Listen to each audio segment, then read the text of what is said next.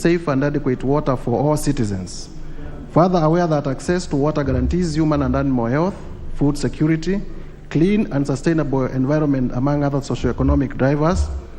Acknowledging that with a population of nearly 53 million people, about 28 million Kenyans lack access to safe water, while 41 million lack access to improved sanitation. Further acknowledging the rising water demand in the country and growing water scarcity due to climate change, population growth, urbanization, water pollution, and poor management of water resources. Noting that the lack of clean, safe, and adequate water affects economic activities, food security, education, health, and that it also affects, and its effects are especially evident in rural areas and urban slums. Further noting that with the recurring drought, the country experiences acute water shortage, resulting in loss of lives, livelihoods, as well as environmental degradation, with arid and semi-arid areas being the most affected. Recognizing that this has led to economic decline in these areas, and partly due to successive marginalization and or underinvestment by successive governments in water. And further recognizing that during rainy seasons, these areas experience destructive immense surface water flow, sometimes leading to flooding, and that with adequate water catchment, these also areas can greatly contribute to food security, employment and wealth creation, hence reduce poverty and accelerate national growth.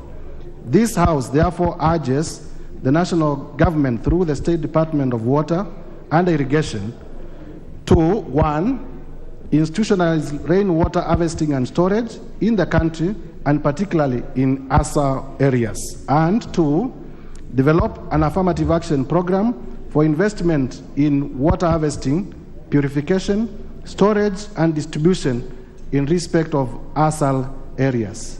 I beg to give notice of motion, Mr. Speaker. Honorable Mutuse. Okay. Next order. Honorable members, you'll notice you have a supplementary order paper which was necessitated by some amendments to the bill that we are going to Committee of the Whole. So from now going forward, we'll use the supplementary order paper. Honorable members, before I go to the next order, allow me to recognize the following schools in the public gallery. The Nyali School, Nyali Mombasa, St. Luke's Birbiriet Chesumei in Nandi. On your behalf and on my own behalf, we welcome the students and their teachers, if any, in the House of Parliament. I have been requested by Honorable Major Rueda that her daughter is among the Nyali school team to take 1 minute to welcome the schools. Rueda, speak for all of us. Welcome the two schools. Don't limit yourself to your daughter.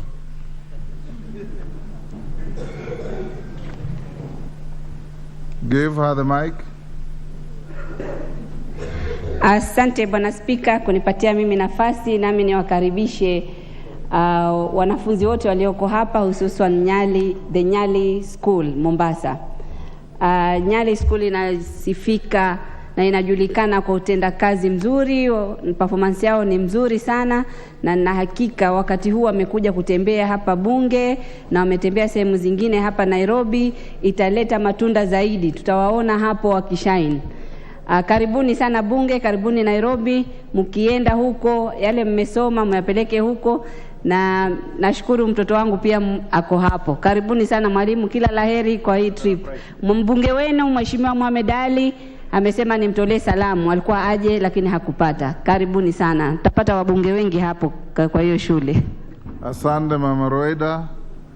Mbunge wa Chesumei, umeniomba pia nikupe dakika moja. Chukua dakika moja kukaribisha shule yako. Give Honorable Polo the mic.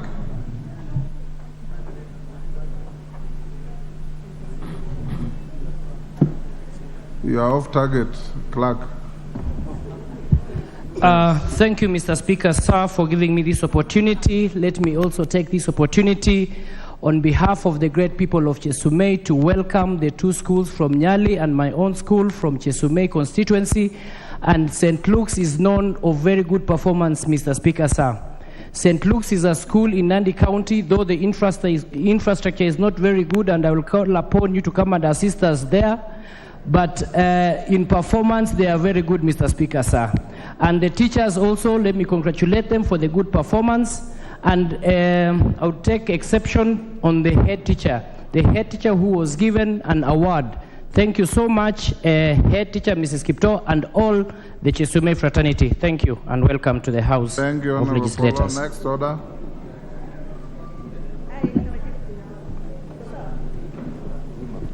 Order number 7, questions and statements. Next order.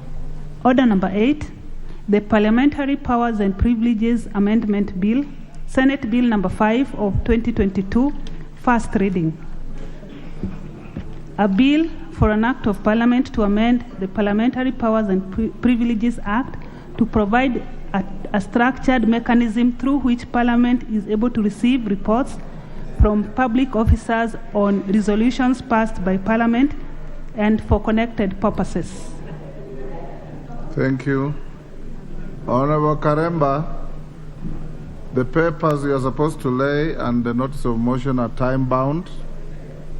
So try and check with the table office and the clerk's office to see where they are so that I give you an opportunity to prosecute them. Next order. Order number 9, a special motion. Sorry. Clerk, we'll move back kidogo. Honorable Chege had asked me for an opportunity to make a personal statement. And I caution you, Sabina, if there has anything to do with your suspension or to do with the fracas that occurred here, I will stop you.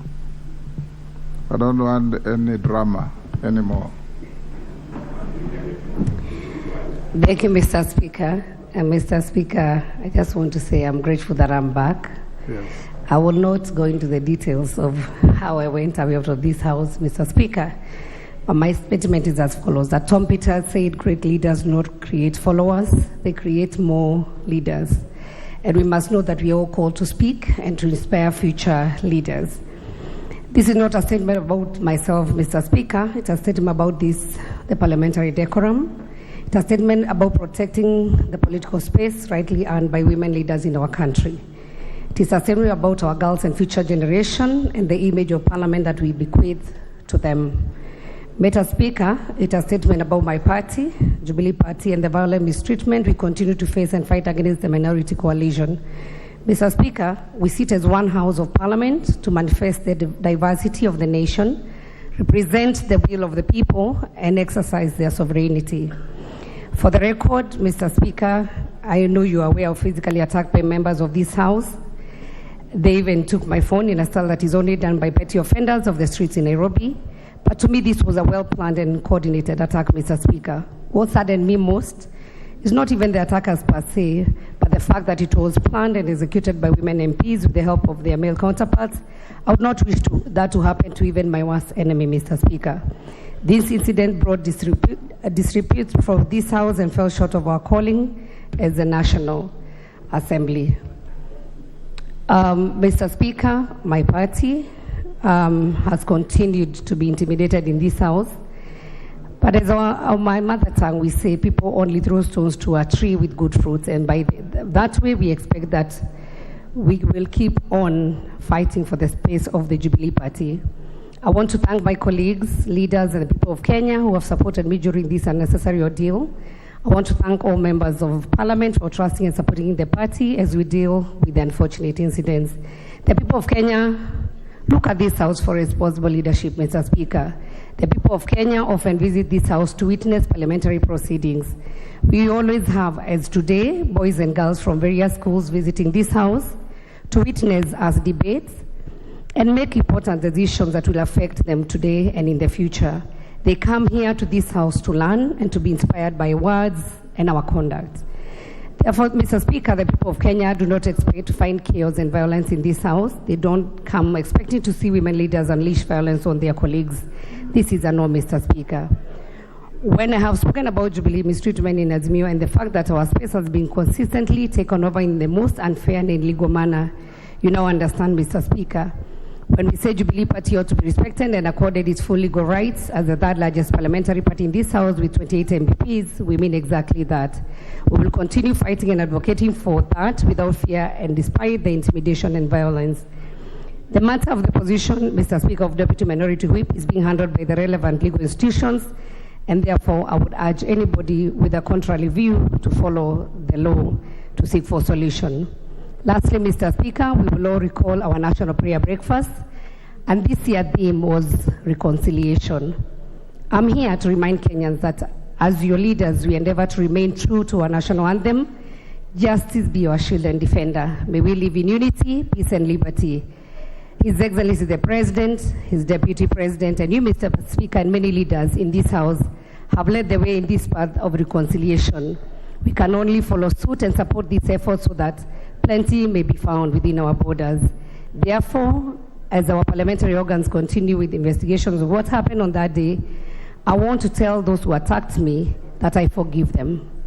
Kenya and this House is not about us, it's about Kenyan people. The Kenyan people expect us to provide leadership without unnecessary drama and violence. Even when we differ, Mr. Speaker, on policy ideas, we must do so with decorum and respect, as reconciliation guides our path to prosperity and sustainable development for our people. Mr. Speaker, I end with the words of Martin Luther King Jr., who once said, "It's time for political leaders across the ideology spectrum to realize that while partnership is understandable, hyper-partnership is destructive to our country. We need visionary leaders who will honestly strive for bipartisanship and finding policy solutions that can move the country forward." I thank you, Mr. Speaker. Thank you, Honorable Sabina Chege. I hope the male member sitting behind you have heard you.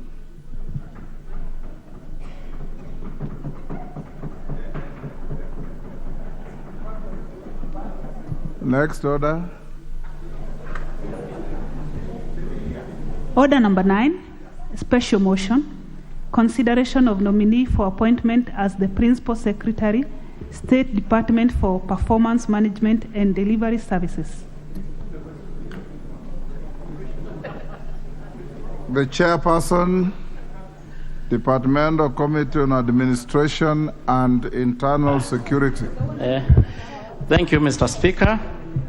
I beg to move that taking into consideration the findings of Departmental Committee on Administration and Internal Security in its report on the vetting of nominee for appointment as a Principal Secretary, State Department for Performance Management and Delivery Services, laid on the table of the House on Thursday, 22nd June 2023, and pursuant to the provision of Article 155(3)(b) of the Constitution and Section 8(1) of the Public Appointment Act 2011, this House approved the appointment of Ms. Anne Njogi Wangombe as Principal Secretary, State Department for Performance Management and Delivery Services.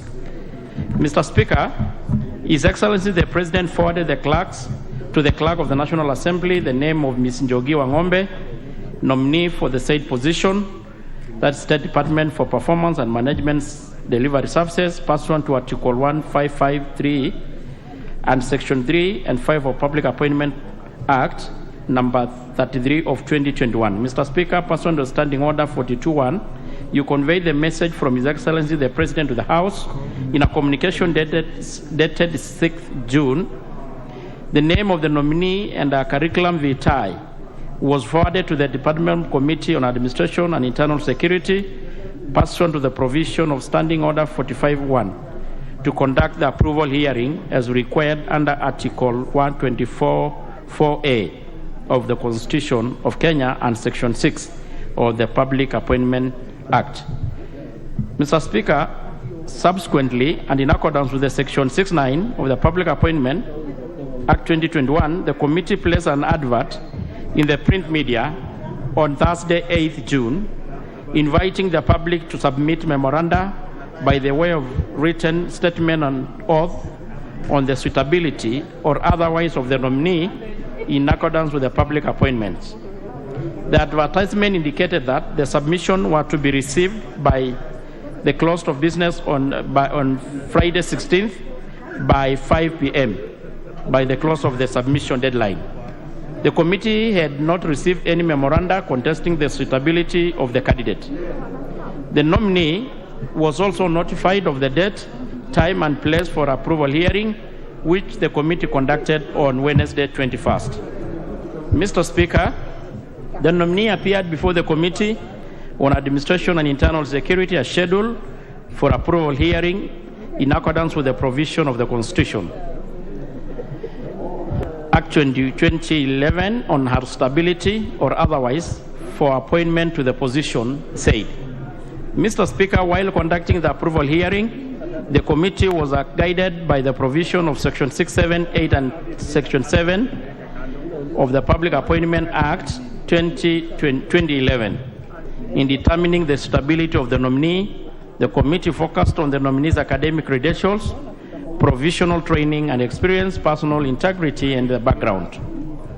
Mr. Speaker, the committee had the following observation regarding the nominee: that the nominee holds a master's degree in education from the University of Nairobi, awarded in 2008, Bachelor of Education degree Arts from Kenyatta University in 1993. She further holds a diploma in Human Resource Management from Kenya Institute of Management.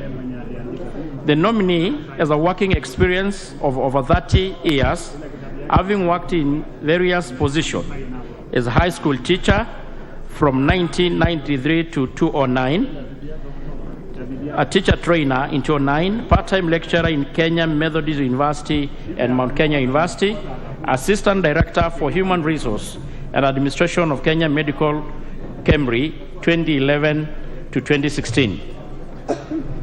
Currently, the nominee is a manager of Kenya Revenue Authority Staff Pension Scheme, where she has served from 2018 to date. She thus complies with Section 67 of the Public Appointment Act 2011 with regards to academic credentials, professional, and working experience.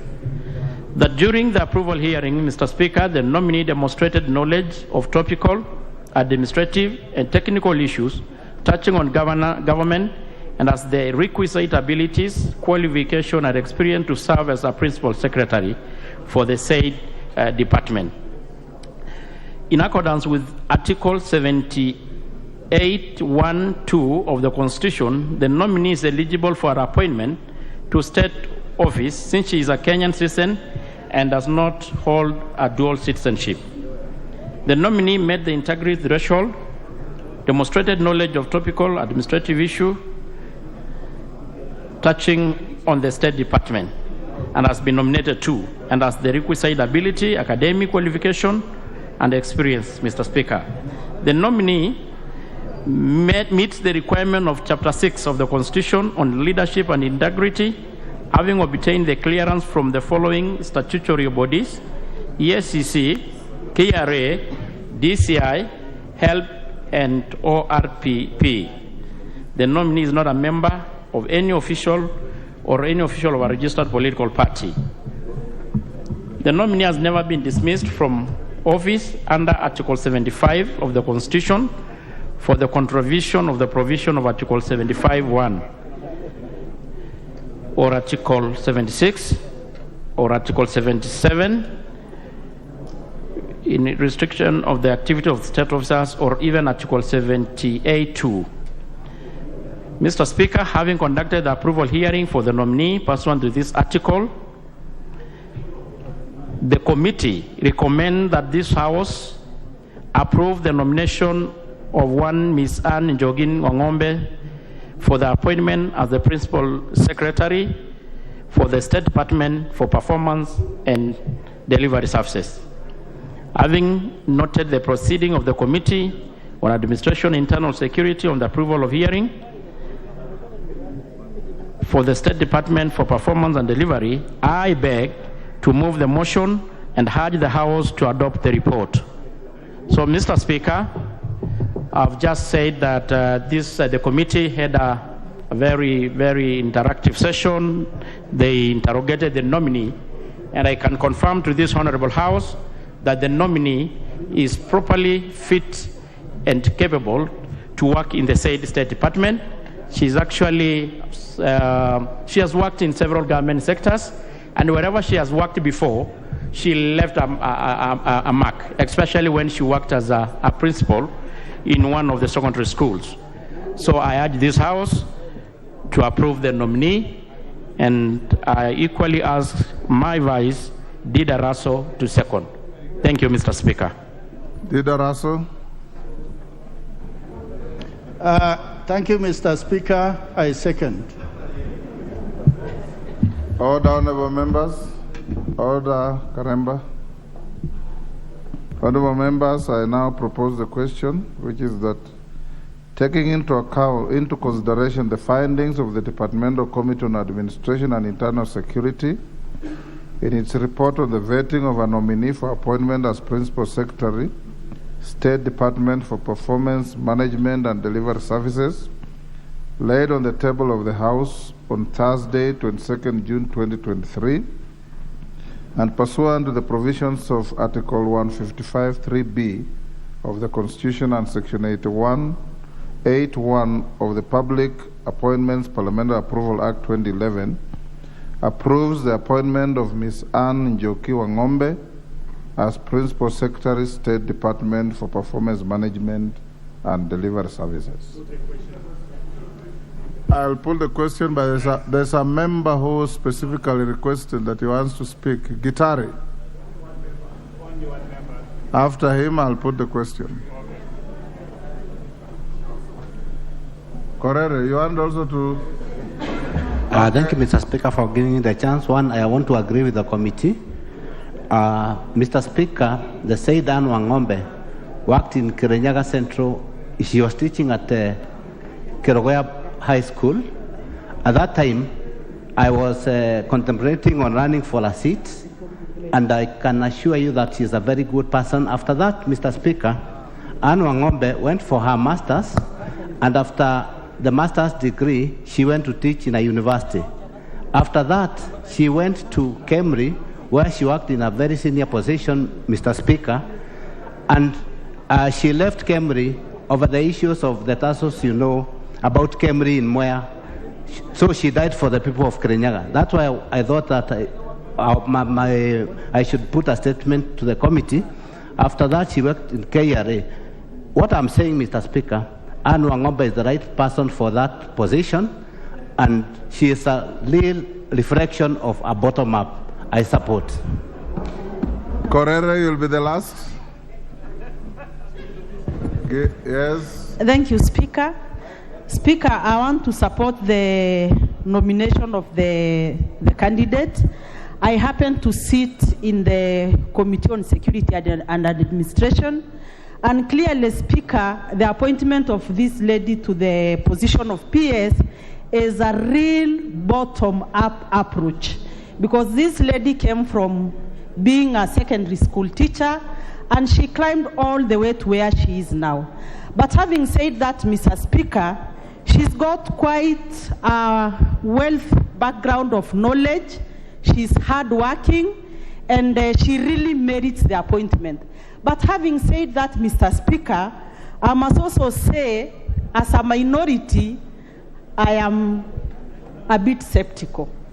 And I am afraid if the kind of appointments we are seeing will continue that way, then surely the minorities cannot claim to have a stake in this government.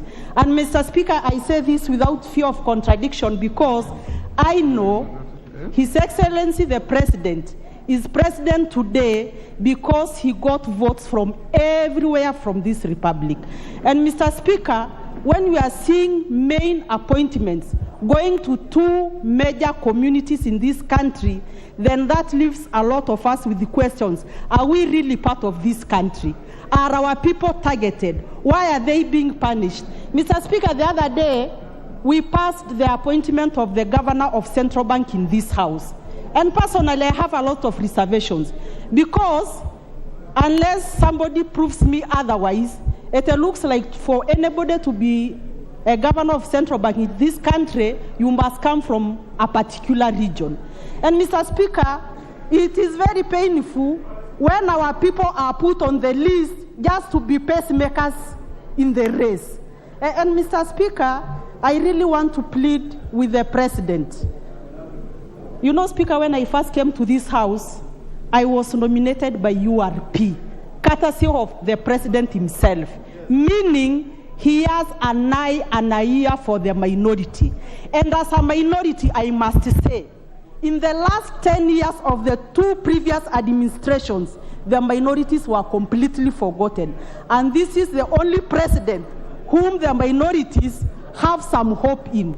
So, Mr. Speaker, as I support, I want to do it with a rider than the 10 years of William Samoei Ruto as the president is the only president the minorities have hope with, because the last 20 years, the minorities were completely buried in appointments in this country. And the last time the minorities saw some light in this country was during the reign of the president, the late Mzee Moi. So I know he's a very good student of Moi, and I know the minorities during his reign will have some story to tell. Thank you, Mr. Speaker. Tongei.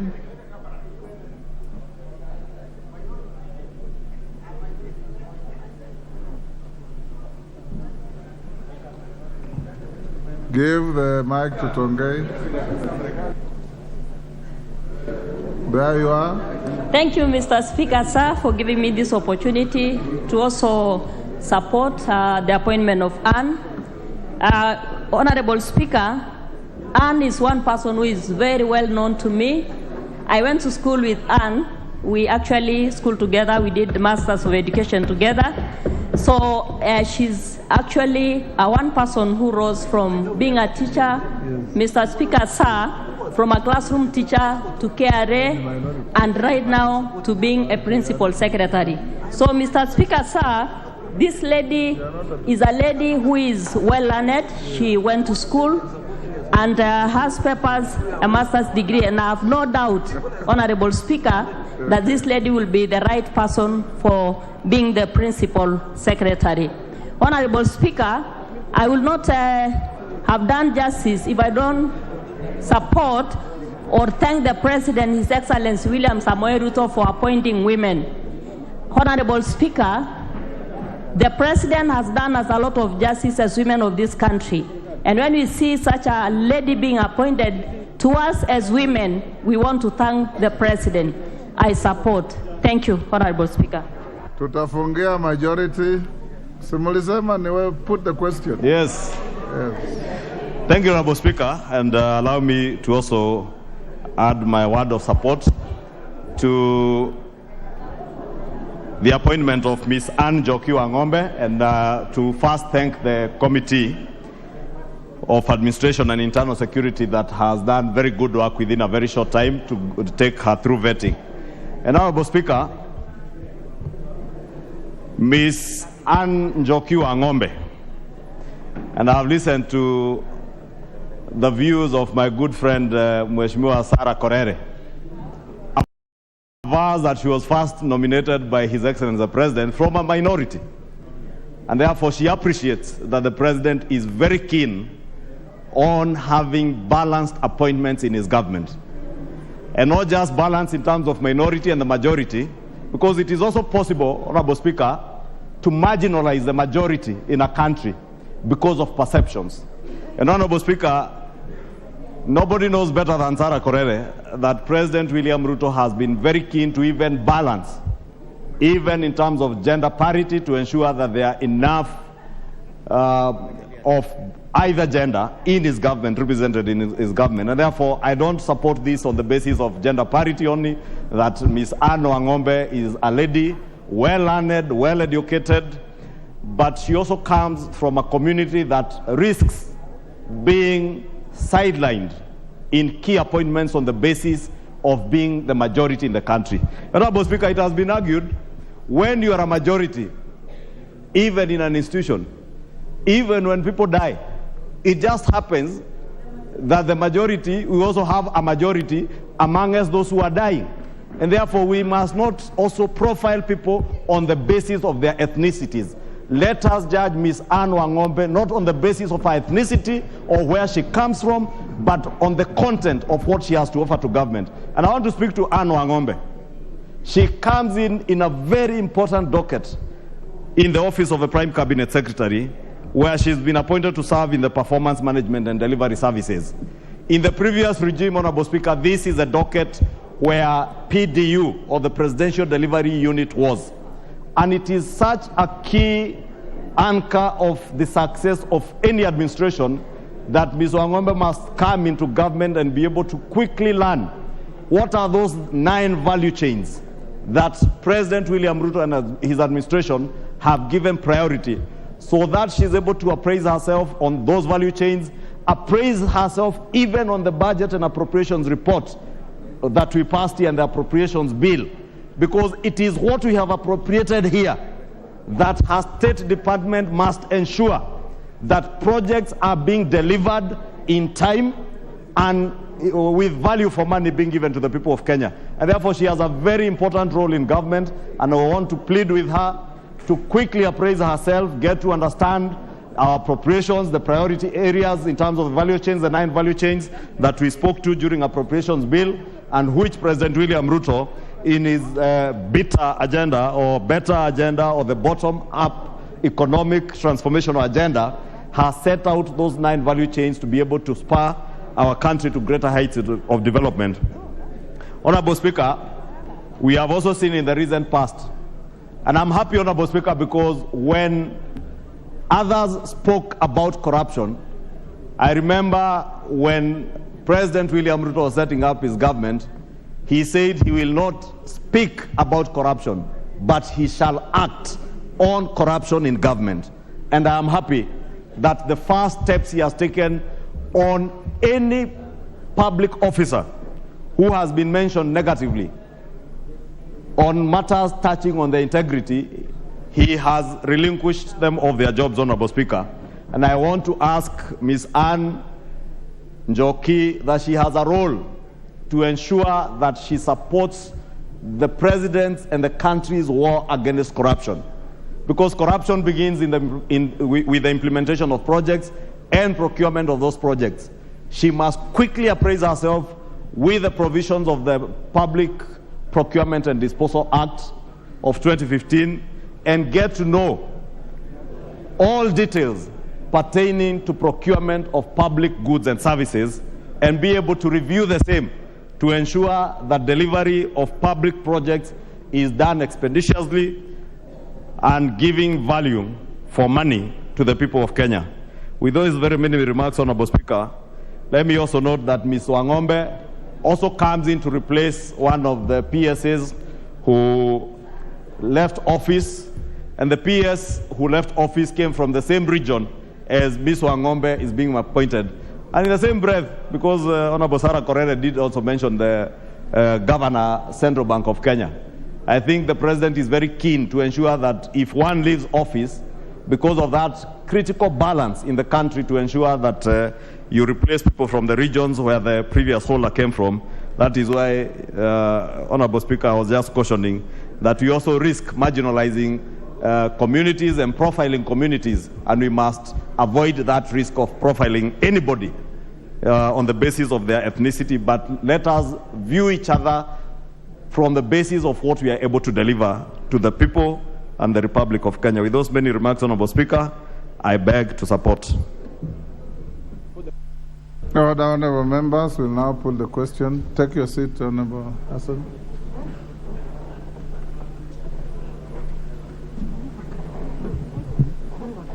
Oh, okay. The mover, you are called to reply before we put the question. Thank you, Mr. Speaker.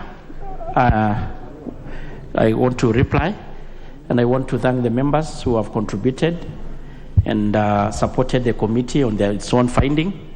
This is a very crucial State Department, Mr. Speaker. the performance of what we do as a government, what the other state departments will be doing, will be appraised and being monitored and evaluated by the said state department. So this state officer will come in handy to support the rest of the state department of the government to perform to the expectation of Kenya. So I beg to reply, Mr. Speaker. Thank you. Honorable members, I'll now put the question, which is that taking into consideration the findings of the Departmental Committee on Administration and Internal Security in its report on the vetting of a nominee for appointment as Principal Secretary, State Department for Performance Management and Delivery Services, laid on the table of the House on Thursday, 22nd June 2023, and pursuant to the provisions of Article 155(3)(b) of the Constitution and Section 8(1) of the Public Appointments Parliamentary Approval Act 2011, approves the appointment of Ms. Anne Njoki Wang'ombe as Principal Secretary, State Department for Performance Management and Delivery Services. As members of that opinion say aye. Aye. Those of the contrary opinion say nay. The ayes have it. Now we'll go back to order number 5 and ask Honorable Karemba to lay your paper and move on to order number 6 to give you a notice of motion. Thank you. Honorable Speaker, I beg to lay the following paper on the table of the House today, Tuesday, 27th June 2023. Report of the Departmental Committee on Labor on its vetting of a nominee for appointment as a member of the Salaries and Remuneration Commission, SRC.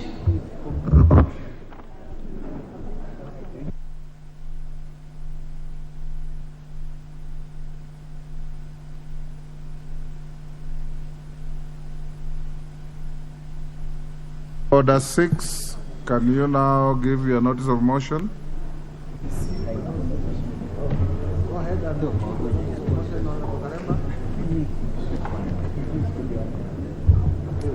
Honorable Speaker, I beg to give notice of the following motion, that taking into consideration the findings of the Departmental Committee on Labor in its report on the vetting of a nominee for the appointment as a member of the Salaries and Remuneration Commission, laid on the table of the House on Tuesday, 27th June 2023, and pursuant to the provisions of Article 250(2)(b) of the Constitution, Section 711 of the Salaries and Remuneration Commission Act 2011, and Section 8(1) of the Public Appointments Parliamentary Approval Act 2011, this House rejects the appointment of Dr. Phyllis Wamboi Wagasha as a member of the Salaries and Remuneration Commission. Thank you, Honorable Speaker. Thank you, Honorable Karemba. Honorable members, allow me to acknowledge the following school in the Speaker's Gallery: Chebwai SDA Secondary School from Malava, Kakamega. The member for Malava, members, you should have the courtesy of welcoming students in the House of Parliament.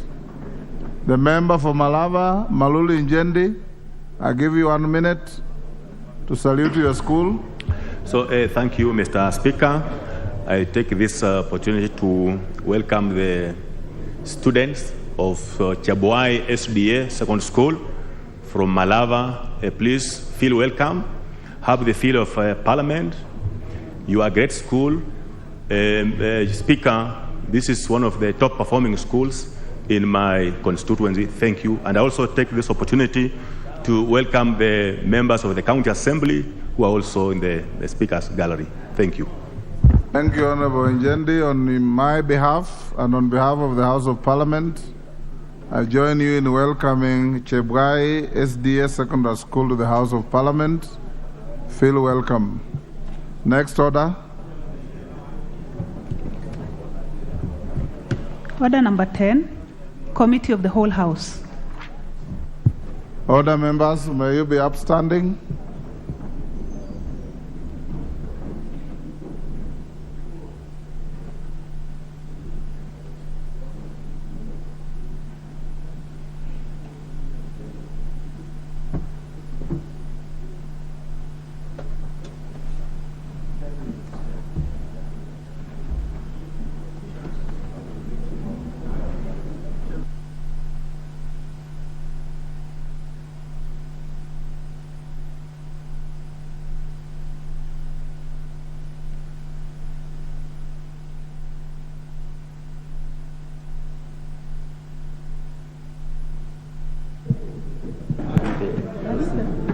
Honorable members, take your seats.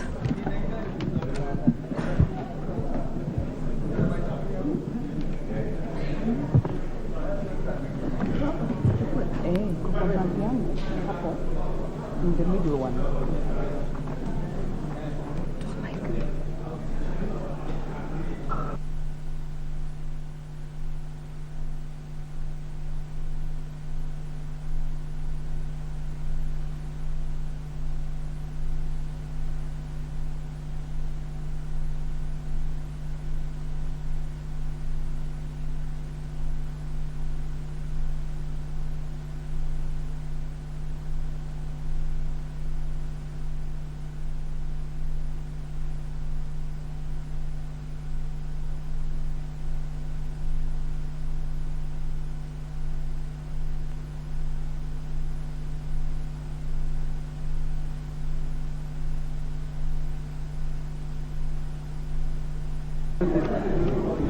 Order, members.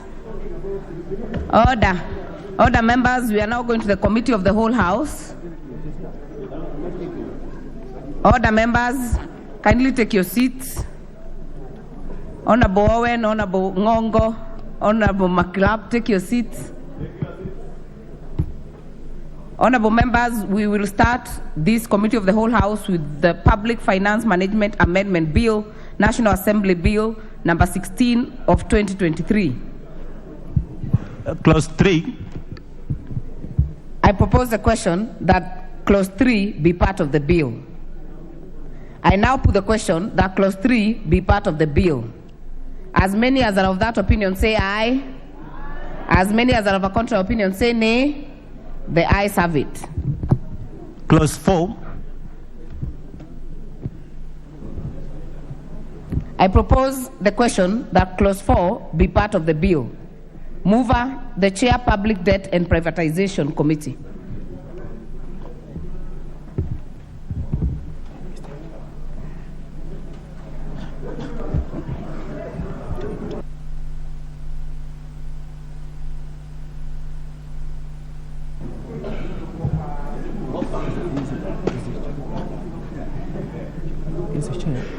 Order, members.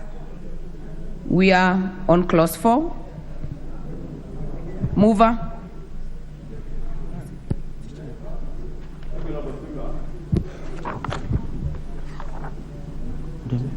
Is the chair.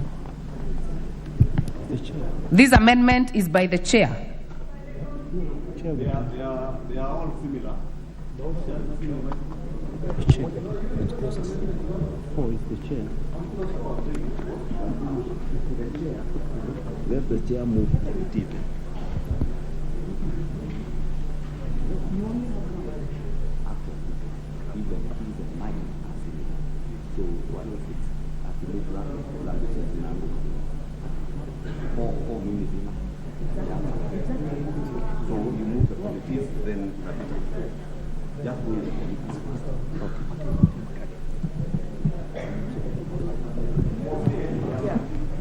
Chair, this amendment is by the committee. Yeah, can we move the amendment? By the chairperson, Public Debt and Privatization Committee. Okay, thank you, Chairperson. It's been moved by Dr. Makali. Yes. Mulu. Yes. Continue. Yeah, thank you, Mr. Thank you, Chairperson, Honorable Chairperson. Honorable Chairperson, I move that Clause 4 of the bill be amended by deleting paragraph A. Honorable Chair, the import of this is that in the bill, it is being proposed that the Public Debt Management Office, which is an office under the CS Treasury, is being proposed to advise Parliament matters public debt. And the committee, we agreed as a committee, and we also, during our second reading, Honorable Chairperson, we agreed that for the purpose of the principle of separation of powers between the three arms of the government, it is important that Parliament is advised not by Treasury, but by either an office in Parliament or by an independent office. So on the basis of that, we propose that we delete paragraph A under clause 4. Thank you, Honorable Chair. Thank you, Honorable Makali. I now propose the question that clause 4 be amended as proposed by the chair.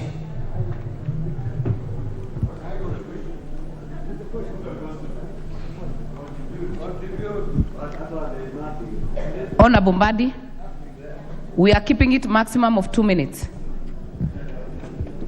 You know, we are legislating. We're not just approving things. Madam Chair, I want to support this amendment because the idea of advice sometimes can be misinterpreted.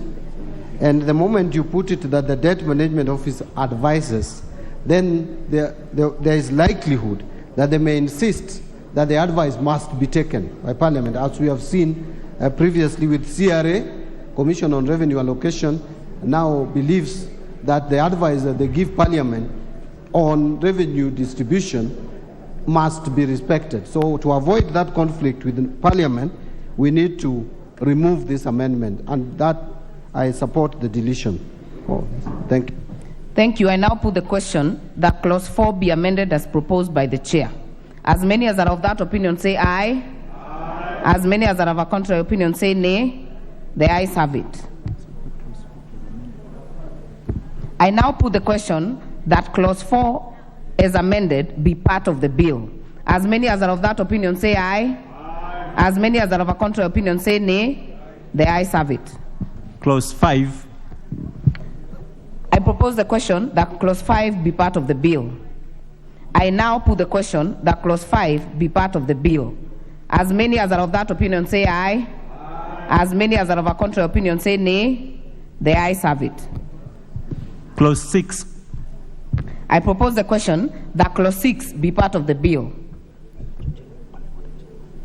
Mover, the chair, Public Debt and Privatization Committee. To be moved by Honorable Makali Mulu.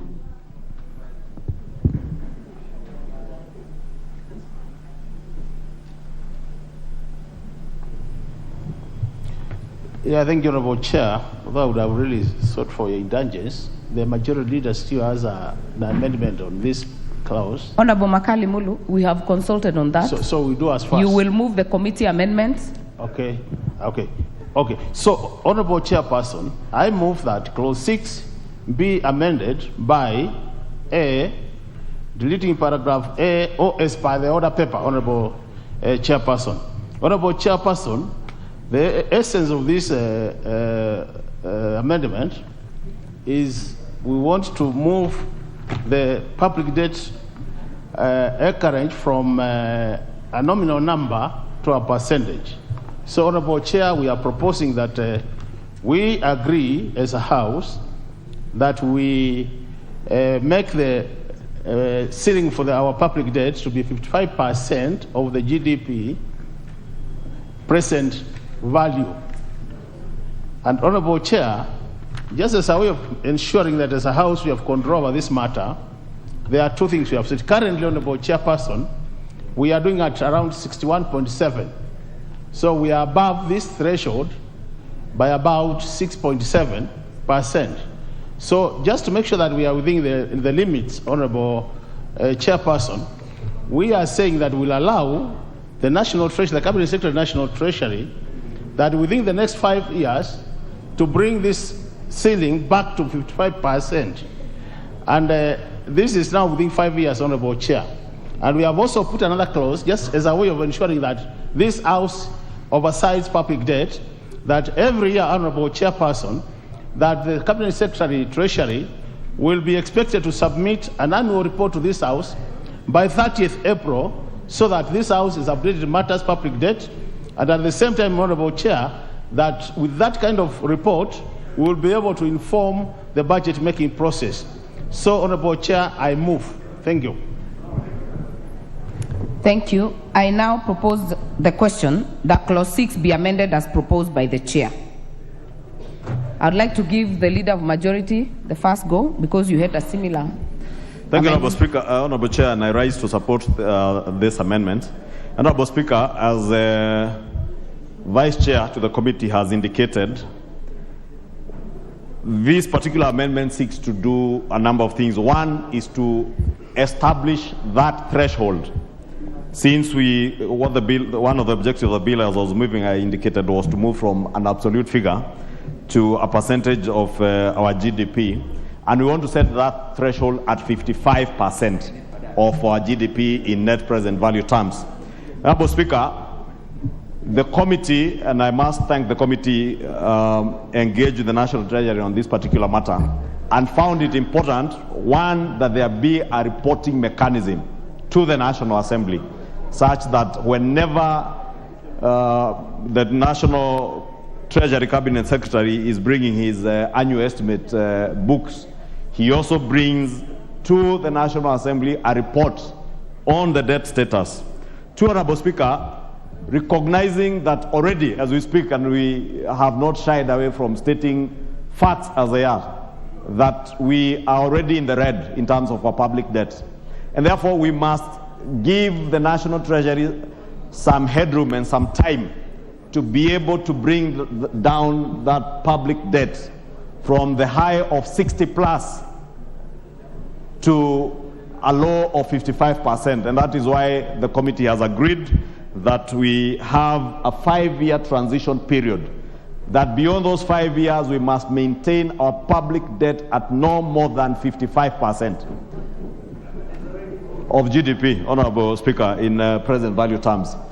3, Honorable Speaker, or Chair, appreciating also that if you have a very rigid threshold or ceiling at 55%, anything could happen. For instance, in 2020, Honorable Speaker, between the month of February and March 20th, the first case of COVID-19 was reported in this country, and I remember from some airline a number of passengers, and within a period of less than 3 months, the entire economy here and globally was on a shutdown. Honorable Speaker, anything like that could happen.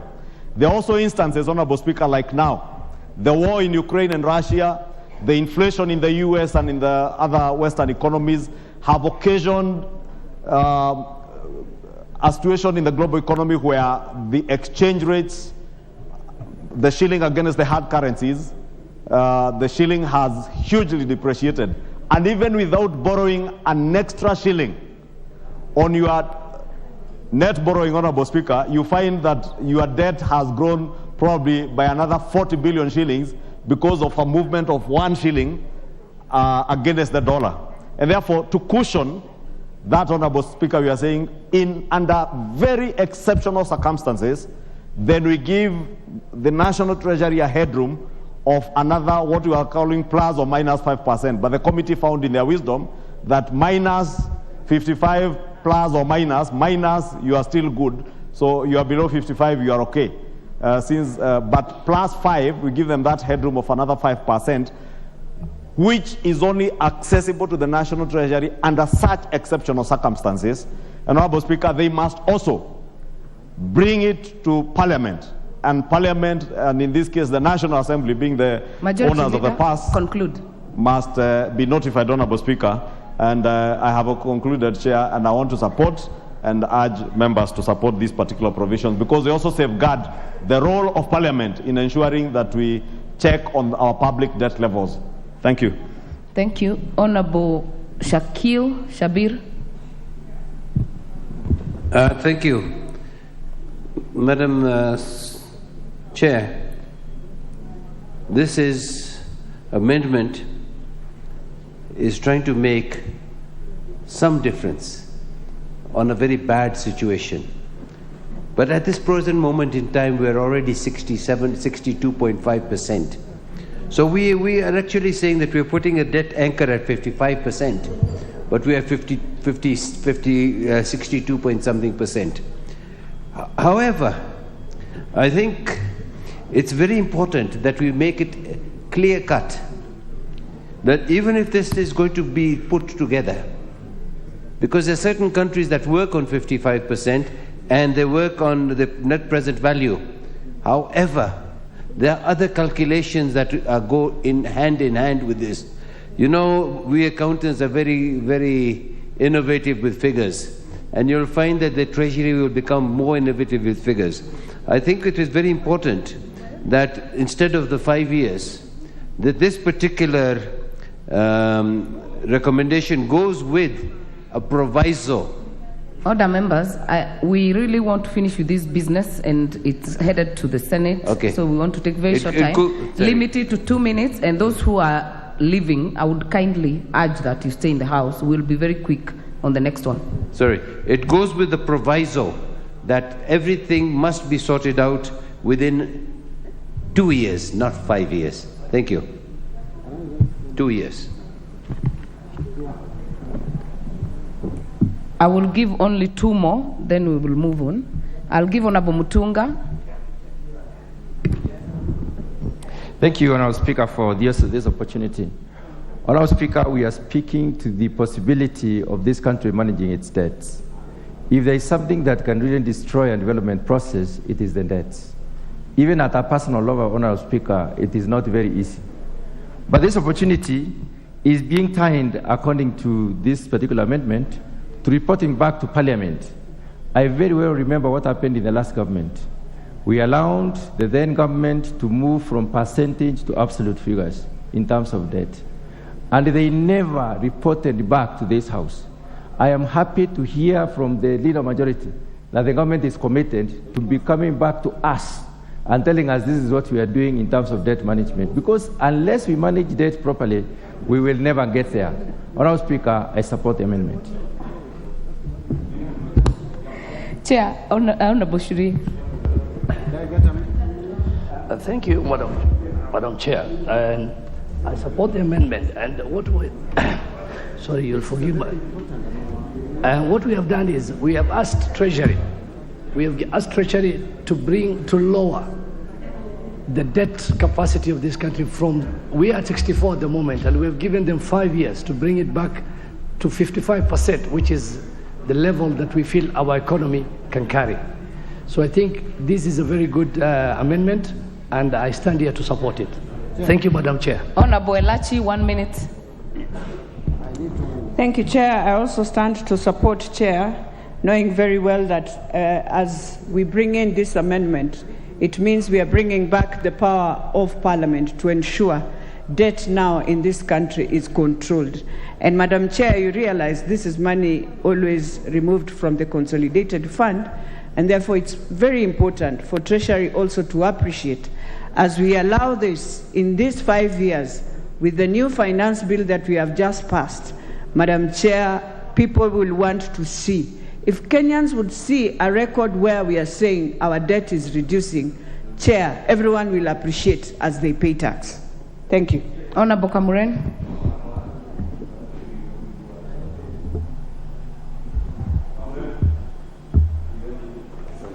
Thank you, Chair. I also stand to support the amendment because of the situation that is going on in this country, the way life is becoming very difficult. The amendments will give an opportunity to the Treasury to adjust it to the dynamics of the new changes as a result of the climate change. So we support this. Thank you, Mr. Chair. Honorable Wandeto.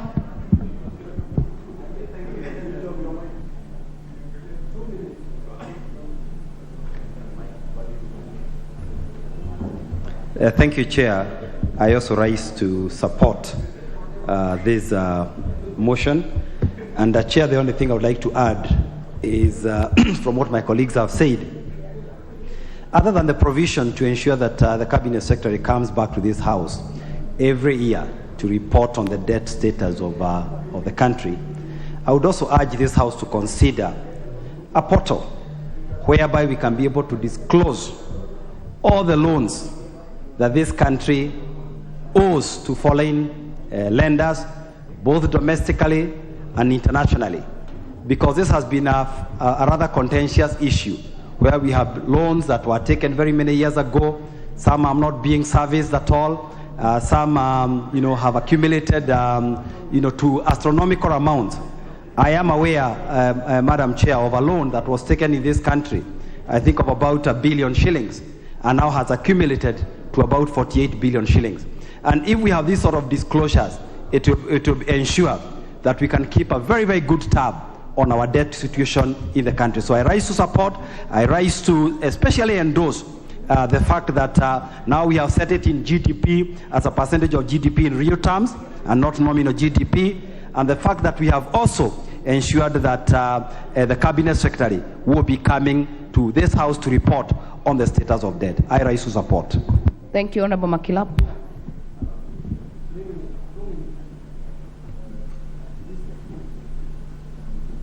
Thank you, Madam Chair. Whereas we were part of the committee that public debt, we protected, Madam Speaker, situations where Treasury was to absorb powers of Parliament. And if you look at the amendments that we put in place, we made sure that there is independence of Parliament, not to be run over by National Treasury. And looking at like the issue of reporting to Parliament, we make sure that Parliament and separation of powers are actually retained in this particular amendment that we've done. Madam Speaker, as a mathematician, we found that if you say plus or minus 5, anything below 55 is safe. It is safe for borrowing. So we believe that this is an applicable international standards. Many countries all over the world are now moving towards, are actually practicing the debt anger rather than the numerical figure. So we believe that this will open a space for this country. If there is fiscal discipline within government, they will be able to borrow within sustainable. 2 minutes maximum. Honorable Mbadi. Yes, thank you. Madam Chair, whereas the committee's amendment has improved the situation, which was very bad, where we were simply legislating, we would have simply legislated to surrender our power to the executive, but I still find that the committee should have gone a step further on 2 grounds, and that is what I'll say and sit down. 1, this idea of allowing plus 5%, I don't even want to talk about more or less, plus 5%, when it comes to money matters, you cannot tell someone spend 55%, but you can go up to 60. You don't do that. The moment you do that, you have already given that person the blanket check to go, blank check, to go to 60%. So this is wrong. Number 2, what are these exceptional circumstances? You have not defined the exceptional circumstances. I want to tell this House that this clause is going to be abused by Treasury and the government, and there is nothing we will do, because we have already given them the blank check to go beyond 55% and come and claim exceptional circumstances. This House would have done better by specifying what these exceptional circumstances are. My final comment, Madam Chair, if the Treasury is genuine, let them bring amendments to the regulations to define what exceptional circumstances under which they can go beyond 55%. Without that, Madam Chair, I would guarantee this House that all... Before the Leader of Majority, Honorable Mureu.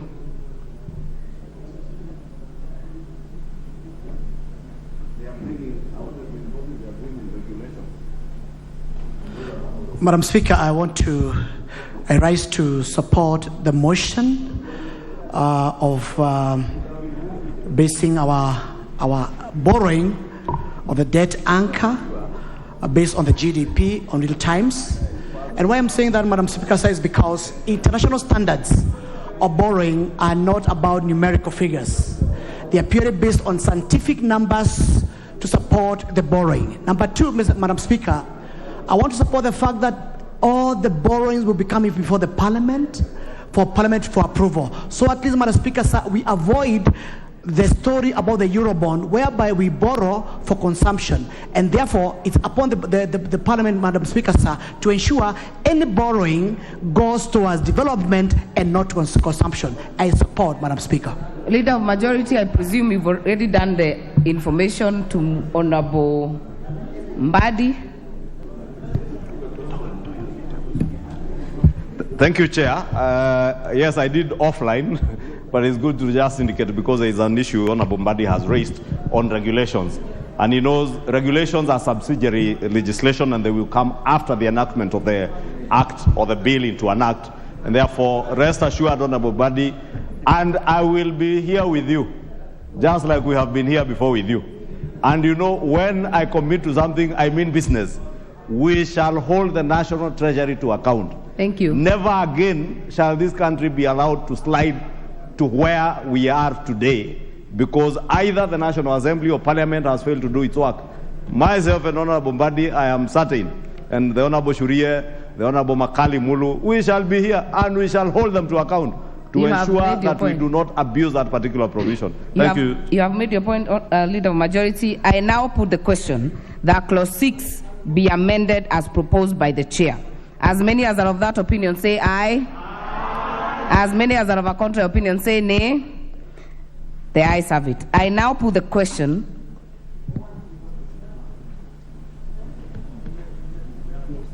Yeah, before I put the last question on that, the amendment by the Leader of Majority has been dropped now that that for the Chair has been carried. I now put the question that Clause 6 as amended be part of the bill. As many as are of that opinion say aye. As many as are of a contrary opinion say nay. The ayes have it. Clause 7. I propose the question that Clause 7 be part of the bill. Mover, Honorable Makali Mulu. Okay, thank you, Honorable Chairperson. Honorable Chairperson, I move that the bill be amended by deleting Clause 7 of the bill as published.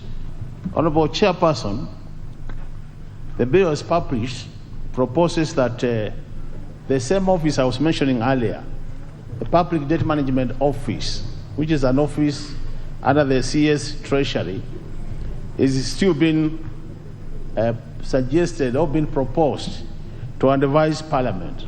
And then on the same basis we deleted Clause 4, we are proposing that we delete Clause 7 so that Parliament still remains independent and we can make our decisions, matters public debt, without interference from any other quarter, because this is a responsibility of this House. I move, Honorable Chairperson. Thank you. I propose the question that Clause 7 be deleted as proposed by the Chair.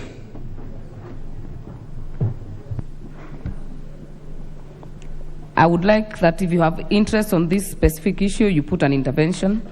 Honorable Dende Nyoro. Thank you very much, Honorable Chair. I support holistically this bill, definitely because we need to tame our borrowing. And as you have seen, and every person have seen, we are actually leading from the front, even starting from the President, because we cannot continue to dig the hole of borrowing, Honorable Chair. Honorable Chair, also, the issue of disclosure is very important when it comes to borrowing. We have seen in many African countries, like we recently saw in Zambia, where a president assumes power, but Honorable Chair, there is a huge discrepancy between what is reported as public debt and what actually is public debt. And some of these circumstances are not very good for economists, Honorable Chair, and that is the reason why I support this bill in entirety. I also support the amendments to align it, Honorable Chair, to be a better bill in terms of supporting that sphere that we are supporting. But in conclusion, I just want to reinforce that issue of disclosure, Honorable Chair. And to my opinion would be, even as we deal with public debt should be as public as the debt itself. Since the debt is public, everything around it should be public, the projects to be undertaken to be public, Honorable Chair, so that we can be able to also audit what these debts do as the Kenyan public also. Thank you very much, Honorable Chair. Thank you. Honorable Oyula. Thank you, Chair, for giving me this opportunity to add my voice to this bill. Madam Chair, I want to support these amendments that have been introduced in this bill. However, Madam Chair, I want to caution this House that it's very difficult to bring down the level of public debt, and particularly the domestic debt. So the committee charged with this responsibility will have to work very closely with the committee, with the debt committee, so that every borrowing is monitored and the reduction is also monitored very closely. Otherwise, Madam Chair, I support the amendments. I now put the question that clause 7 be deleted as proposed by the chair. As many as are of that opinion say aye. As many as are of a contrary opinion say nay. The ayes have it. Clause 2. I propose the question that clause 2 be part of the bill. Mover, Honorable Makali Mulu. Thank you, Honorable Chairperson. Honorable Chairperson, I move that the bill be amended in clause 2 by deleting the definition of financial obligation appearing in paragraph B and substituting therefore the following new definition.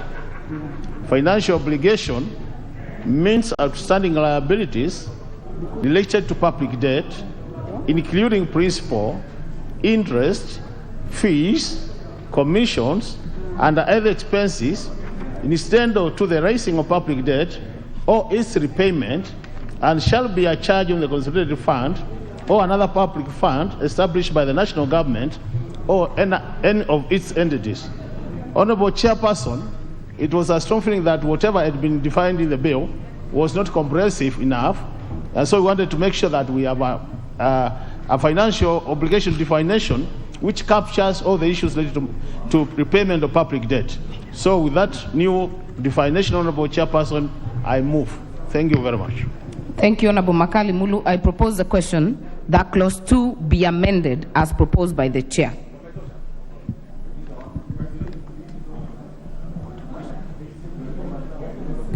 I now put the question that clause 2 be amended as proposed by the chair. As many as are of that opinion say aye. As many as are of a contrary opinion say nay. The ayes have it. I now put the question that clause 2 as amended be part of the bill. As many as are of that opinion say aye. As many as are of a contrary opinion say nay. The ayes have it. Title. I propose the question that title be the title to the bill. I now put the question that title be the title to the bill. As many as are of that opinion say aye. As many as are of a contrary opinion say nay. The ayes have it. Clause 1. I propose the question that clause 1 be part of the bill. I now put the question that clause 1 be part of the bill. As many as are of that opinion say aye. As many as are of a contrary opinion say nay. The ayes have it. Mover, kindly move reporting. It's been done. Clause 2 has been done. Clause 2 has been done. Honorable Chairperson, I beg to move that committee do report to the House its consideration of the Public Finance Management Amendment Bill, National Assembly Bill number 16 of 2023, and its approval thereof with amendments. I put the question, which is that committee do report to the House its consideration of the Public Finance Management Amendment, National Assembly Bill number 16 of 2023, and its approval thereof with amendments. As many as are of that opinion say aye. Aye. As many as are of a contrary opinion say nay. The ayes have it. Mr. Speaker. Who is the Speaker?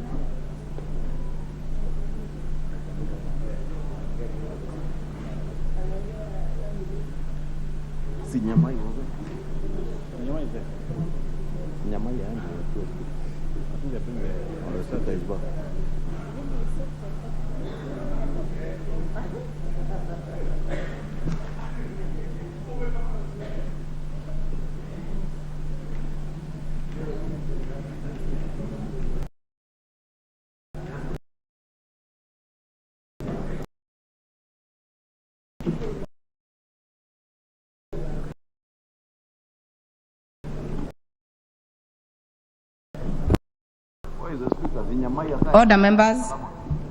Order, members. We will proceed on the Committee of the Whole House on the County Government's Additional Allocation Bill, National Assembly number 23 of 2023. Clauses 2, 3, and 4. I propose the question that clauses 2, 3, and 4 be part of the bill. I now put the question that clauses 2, 3, and 4 be part of the bill. Will as many as are of that opinion say aye? Aye. Will as many as are of a contrary opinion say nay? The ayes have it. Clause 5. I propose the question that clause 5 be part of the bill. Mover, the Chair Budget Committee. Thank you very much, Honorable Chair. Honorable Chair, I beg to move that clause 5 of the bill be amended in subclause 7 by deleting paragraph D, E, F, G, H, Honorable Chair, and that the first schedule to the bill be deleted and replaced with the following new schedule as it appears. Order, Chair. We are on clause 5. Okay. Thank you very much, Honorable Chair. I move that clause 5 of the bill be amended in subsection 7 by deleting paragraph D, paragraph E, paragraph F, paragraph G, and paragraph H, Honorable Chair. I propose the question that clause 5 be amended as proposed by the Chair. Those willing to speak to this kindly indicate via the intervention button. Honorable Njeri Maina. Thank you, Honorable Chair. Honorable Chair, as we speak, and I really wholeheartedly support additional allocation to county governments, but as we speak about giving county governments additional funds, Honorable Chair, this House must relook into oversight of county governments, Honorable Chair. Honorable Chair, and I want to speak candidly, and I'm not speaking only about Kirinyaga County, Honorable Chair. We know that our healthcare sector was devolved when we got the 2010 Constitution, Honorable Chair. If you go to those hospitals in our counties, they're in a terrible state of affairs, Honorable Chair. We must also enable and ensure that we have looked into... Order, Honorable Njeri. Do you wish to be informed by Honorable CNN? No, I do not wish to be informed. Order, Honorable CNN. Continue. Honorable Chair, I am an advocate of the High Court. There is nothing that Honorable CNN can inform me that I do not know. Honorable Chair, we must ensure that we ruthlessly oversight county governments, Honorable Chair. There's a lot of pilferage, a lot of wastage, Honorable Chair. And we must ensure that Senate has the capacity to interrogate whatever is happening in county governments, Honorable Chair. And it cannot be said that when we ask questions of oversight, we are fighting governors, Honorable Chair. This is our government. It is a government for the people of Kenya, and we want to ensure that we execute the mandate that the President promised the people of this nation, Honorable Chair. Thank you. I want to call us to ensure that we look into that so that we can strengthen democracy in this nation. Thank you. Honorable members, maximum is 2 minutes. Honorable John Makali.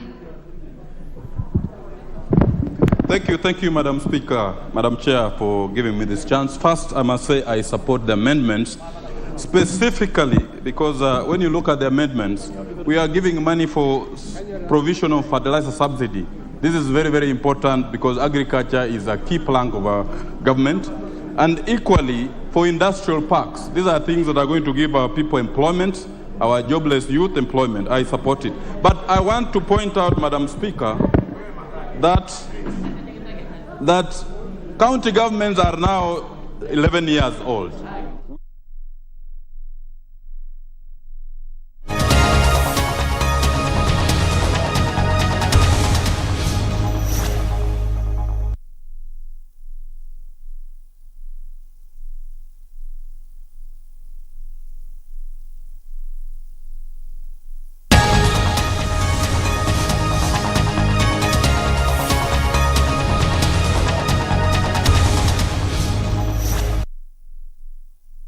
Itself as committed to seeing that this startup bill is enacted, recognizing that Africa's youth need the digital skills, access to technology, and markets that are essential if they are to thrive in this increasingly digitized economy. Mr. Speaker, the executive has further recognized that this is how Kenya, through her brilliant innovators, can unlock her remarkable capacity for innovation, for enterprise, and even for world-class leadership. Mr. Speaker, it is useful to also note that a number of countries have enacted their own legislative frameworks for startups. In Tunisia and Senegal, their policies are part of their broader government strategies to position their countries as innovation hubs by leveraging the emerging tech scene to improve their development. Tunisia's Startup Act provides for, among other things, state salaries for up to 3 founders per company during the first year of operations. Also, generous tax breaks, startup grants, fast track of licenses for registration documents, and increased state support to cover patent licenses. Senegal's policies include 3 tax-free years for startups, training for youth and female entrepreneurs, and a startup registration platform, easily accessible on a government website. And in India, Mr. Speaker, the government launched the Startup Action Plan, SAP, as they call it. Its objective is to address aspects of the startup ecosystem and as a support framework for innovative entrepreneurs.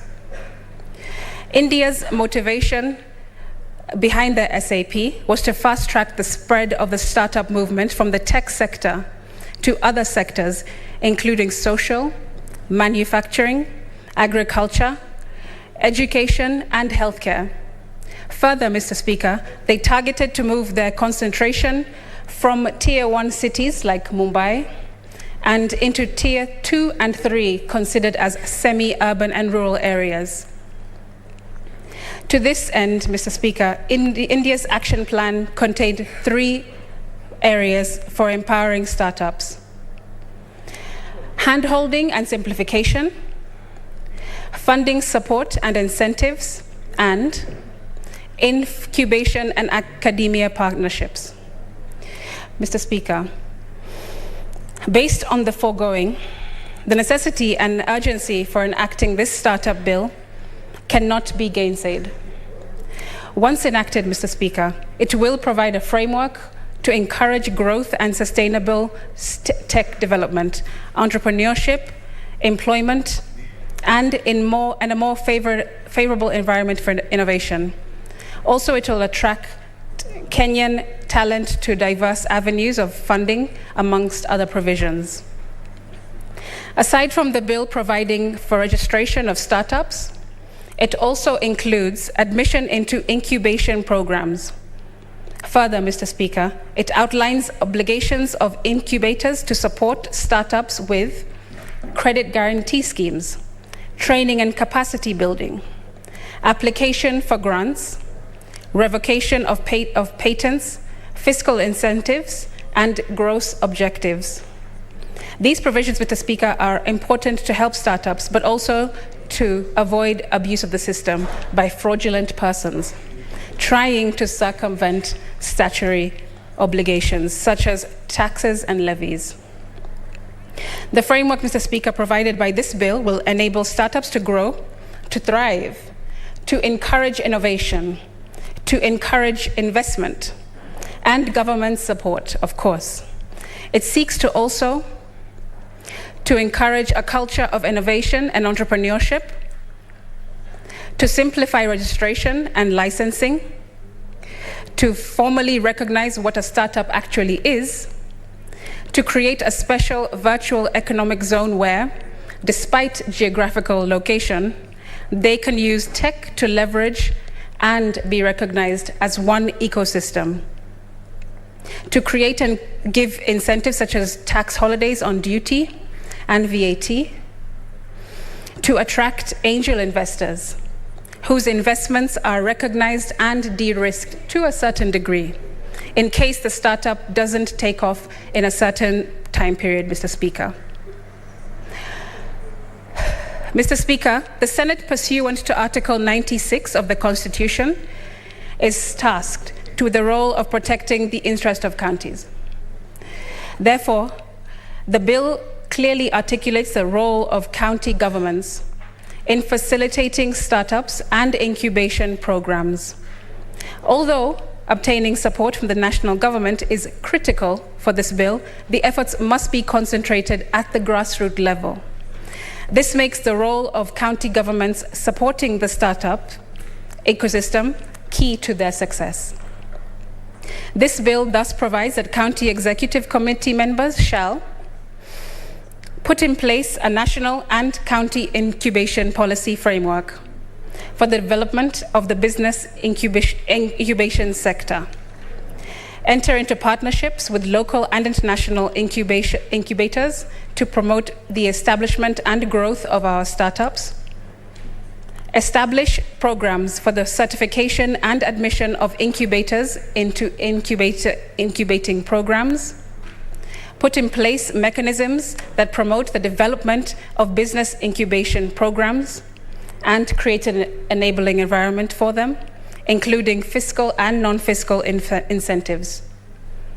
Establish online and other platforms for access to information. Keep and maintain a directory of startups and incubators.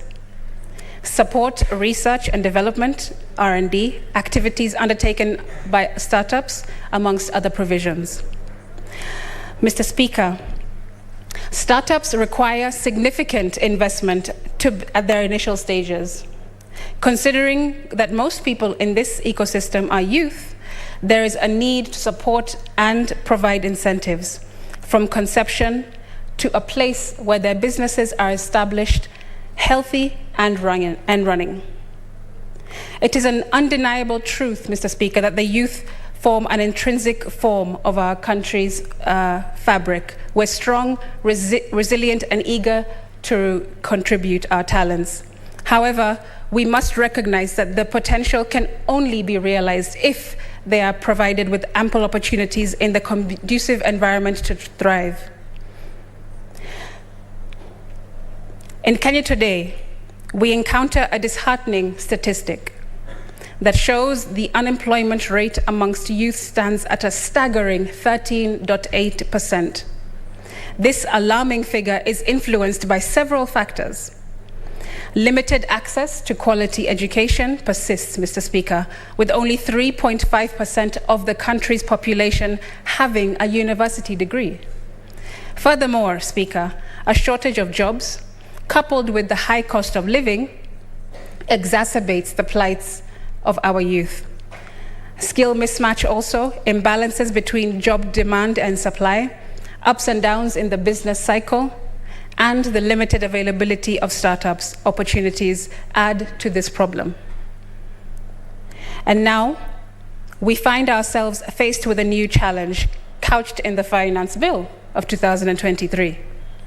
Its impact will worsen the already delicate situation, particularly for us creatives, who are an integral part of the startup sector. The imposition of disproportionately high taxes on this group is cause for concern, Mr. Speaker. It is essential to recognize that creatives contribute significantly to our society, and we deserve an enabling environment to flourish. Yet, Mr. Speaker, the lack of a fair and balanced tax formula raises questions. How can we justify taxing a creative earning 15,000 at the same percentage as another creative earning 200,000? How can an individual earning a steady income of up to 25,000 be exempt from paying tax, whilst the majority of us creatives face uncertainty with our income without no guaranteed payment or set minimum wage? We're still subject to taxes. This departure from our historically progressive tax system is puzzling, when Kenya has always strived for fairness and equity. Why should this proportional method be applied selectively, is what we're asking, Mr. Speaker. In order to nurture our creative spirit as the youth, we must be provided necessary space to develop our crafts. This House ought to enable and facilitate entrepreneurship. Barriers should not stifle potential. Instead, Mr. Speaker, we must become advocates for aspirations. Let us reflect, Mr. Speaker, on the vital role that youth play in shaping our future in Kenya. By embracing their talent and offering an environment through this startup bill, we will forge a path to shared prosperity. The bill confers on the Cabinet Secretary, without prejudice, the power to make regulations on the exemption of registration fees, the protection of intellectual property rights, employee benefits and compensation, the relationship between founders and employees, plus the reporting and accountability of startups. This will go a long way in giving our entrepreneurs the impetus they need as they establish themselves. This bill further amends the Science and Technology Act of 2013 to provide for financial support of tech innovations, representation of startups in the National Research Fund, and allocation of monies to provide financial support to tech innovations, that is, Mr. Speaker. Speaker, the bill also goes further to set out a criteria for admission into incubation programs, registration of startups, and obligations of startups. The bill confers the responsibility of registration and database maintenance on Kenya National Innovation Agency, Kenya. The agency is a state corporation established under the Science, Technology, and Innovation Act of 2013, responsible for coordination, promotion, and regulation of the national innovation system. The agency works with stakeholders to promote innovation and development out of research and ideas. This means supporting the identification, recording, and the protection of innovative ideas. Senator Asige, just sorry to interrupt you. There is a school that the kids must go back home in good time.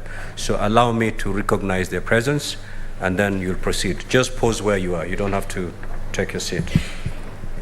Honorable Senators, in the public gallery, we have 72 students accompanied by 23 teachers from Bondeni Elite Academy, Kericho County, who are in the Senate on an education tour. Honorable Senators, in our usual tradition of receiving and welcoming visitors to Parliament, I extend a warm welcome to them, and on behalf of the Senate and on my own behalf, wish them a fruitful visit. Majority Leader, just under 1 minute, you can make your welcome remarks.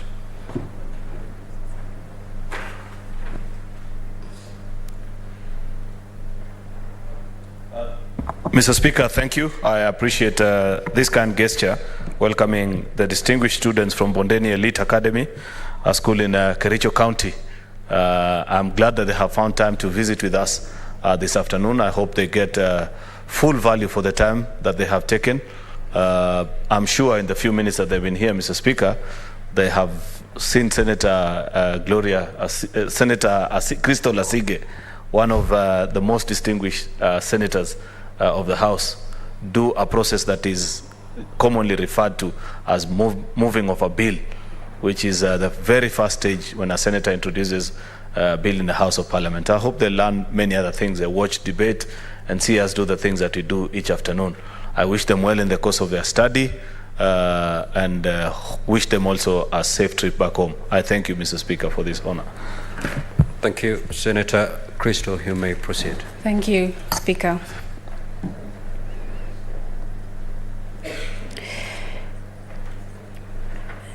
Mr. Speaker, during our comprehensive public participation exercise, it was very encouraging to see the high level of interest on this bill. I wish to thank the public for further enriching this bill with the following recommendations. Extension of the eligibility period for registration of the startup from 3 years to 5 years. Post-incorporation, of course. Removal of stringent requirements for admission into an incubator that may be a deterrent for many startups, like the requirement to own a registered patent or software.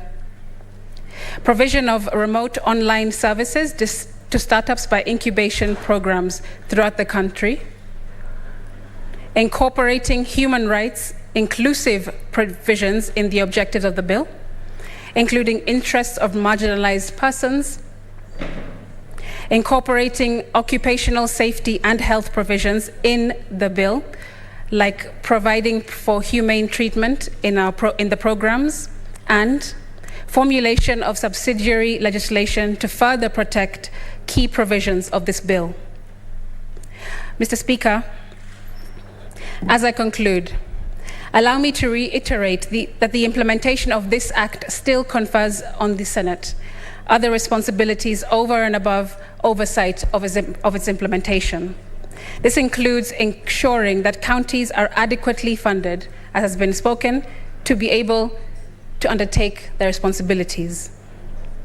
It's incumbent on us as a Senate to pursue for more allocation to counties in future so that they are able to establish incubation programs and auxiliary systems in services. Increase investments in research and development activities undertaken by startups. Establish programs for the certification and admission of the incubators through, for instance, polytechnics. Offer fiscal and non-fiscal incentives to incubators for startups, including mechanisms for supporting these entities from marginalized groups like women and persons with disabilities. Set up structures for protection of IP rights at the national and international level, and more that will be looked into in the life of this bill, Mr. Speaker. Therefore, Speaker, we must continue to support the entrepreneurs in promoting innovations by creating a favorable environment and anchored on a comprehensive legislative framework. I thank you, Mr. Speaker, and I call upon Senator Chair Gay to second this bill. I thank you. The seconder.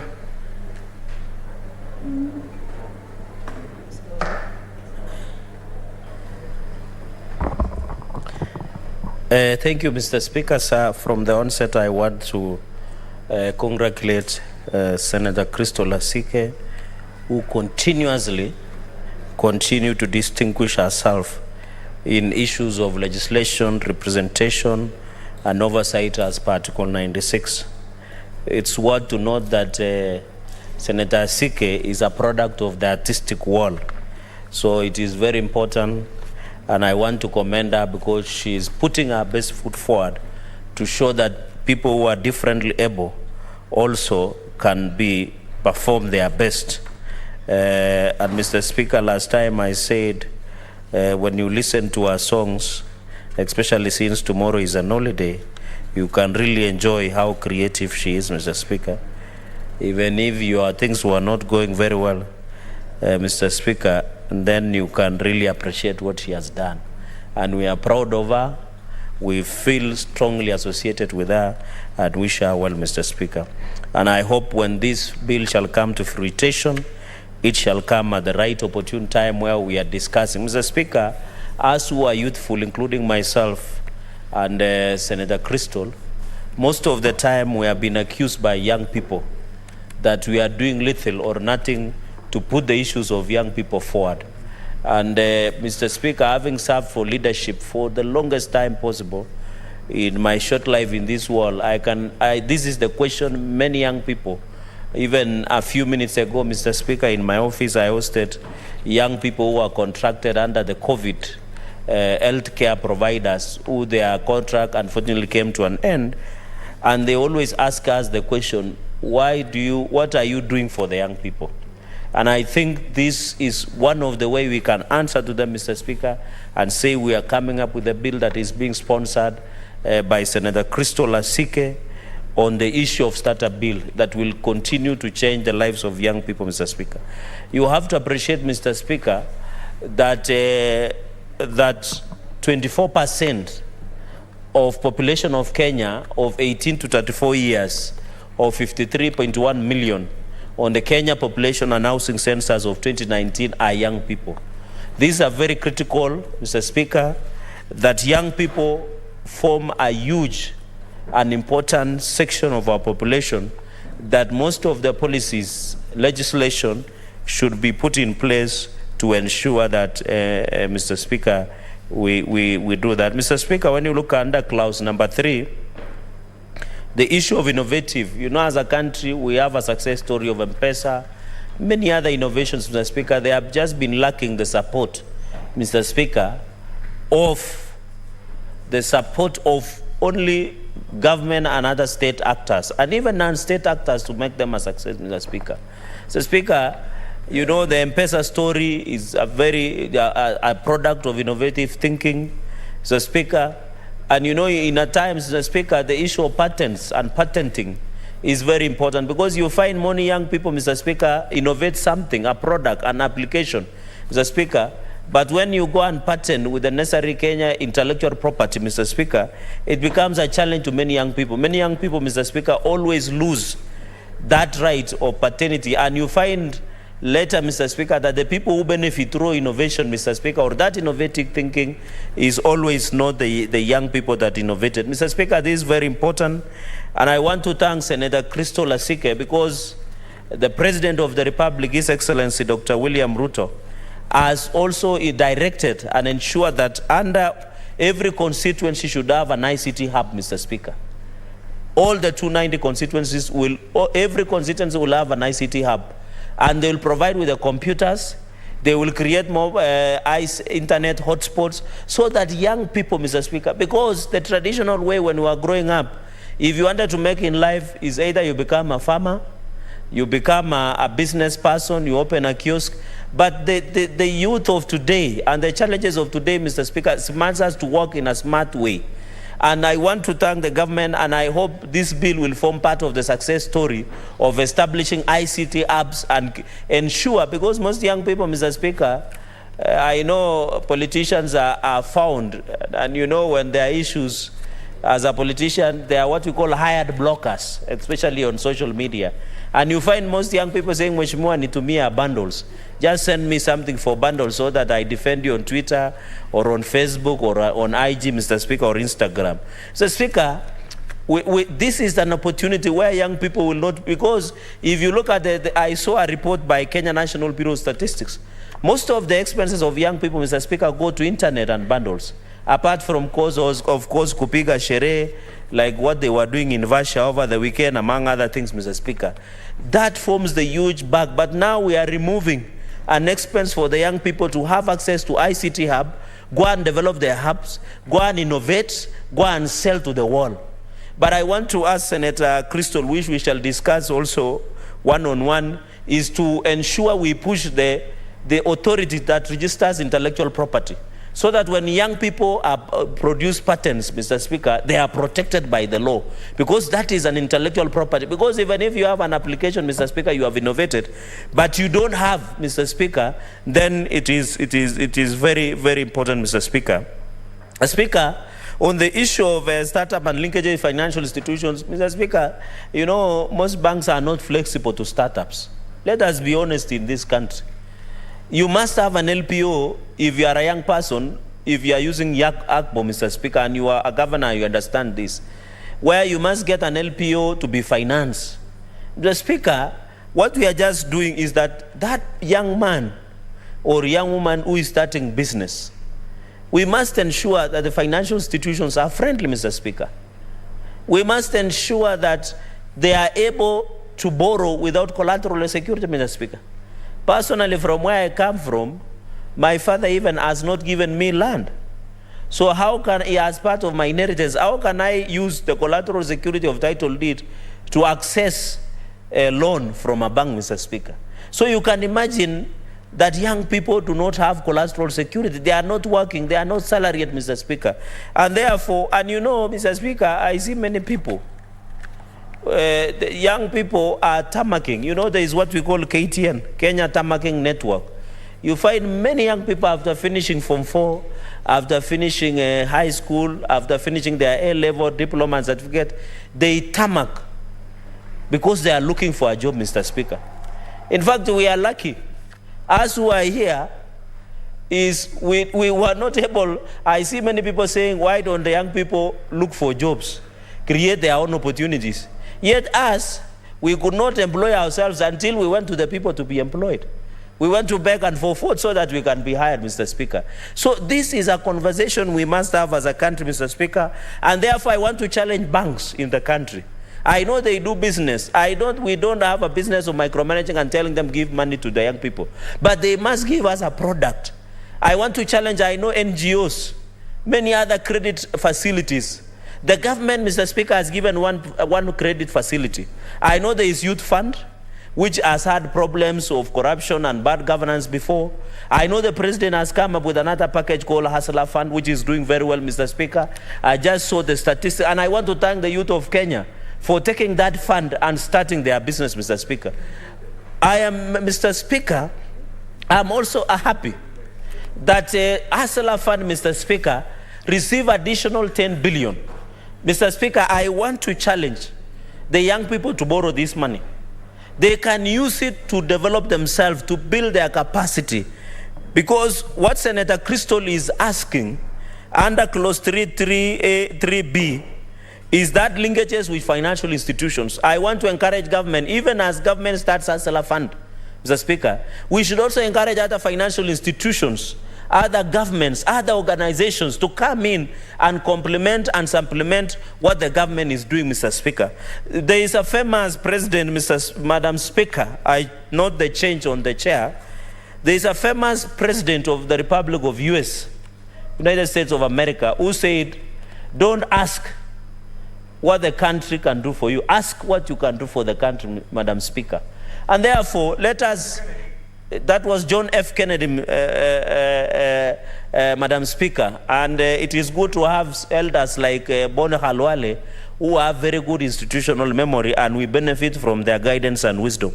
The Speaker, and therefore, this on the issue of financial, the only challenge that young people, wherever you go to Kikomba, you go to Toi, although it was allegedly banned the other day, you will meet young people, even if you work here in the parliament, they will tell you, Mheshimiwa, I have a proposal, but the only thing lacking is finances. I want to emphasize what Senator Crystal has tried to bring. And number 3, Mr. Speaker, let us give tax holidays, even for 5 to 7 years, to youth startups, Mr. Speaker, startup businesses.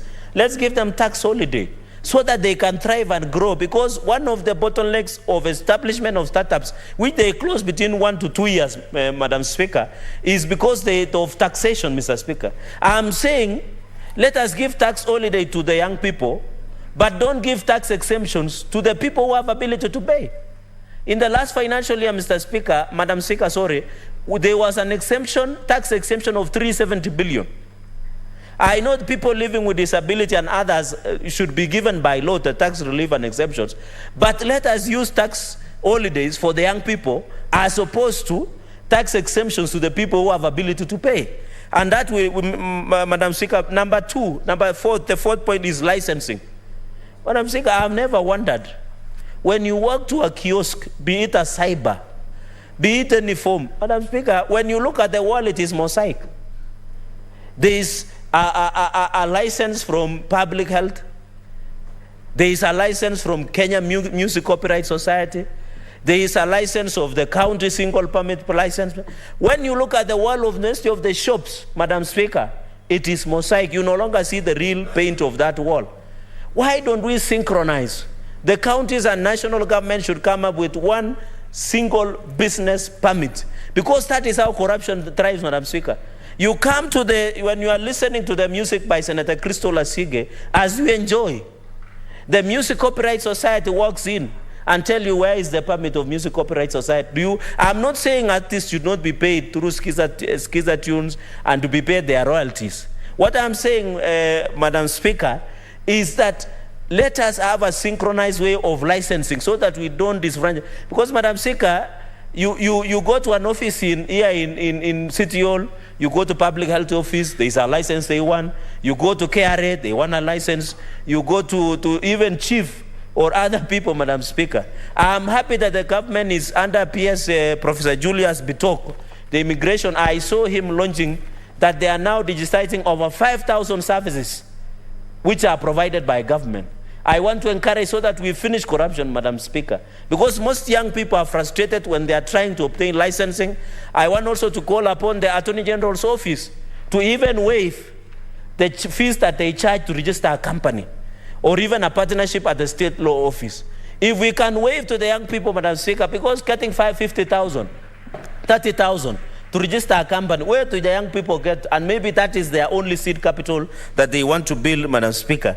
Madam Speaker, when you go at clause number 4, because I only 6 points, research funds I have seen that promote the linkages between universities, research institutions, and the business community, promote, of course, creation of employment and wealth creation. I hope the ICT hubs that will be established, including my own constituencies, Chesumei, Nandi Hills, and many other constituencies, Aldai, and across 290 constituencies, Madam Speaker, we shall be able to create opportunity. On the issue of, Madam Speaker, I have seen senators propose linkages between universities and research institutions and the business community.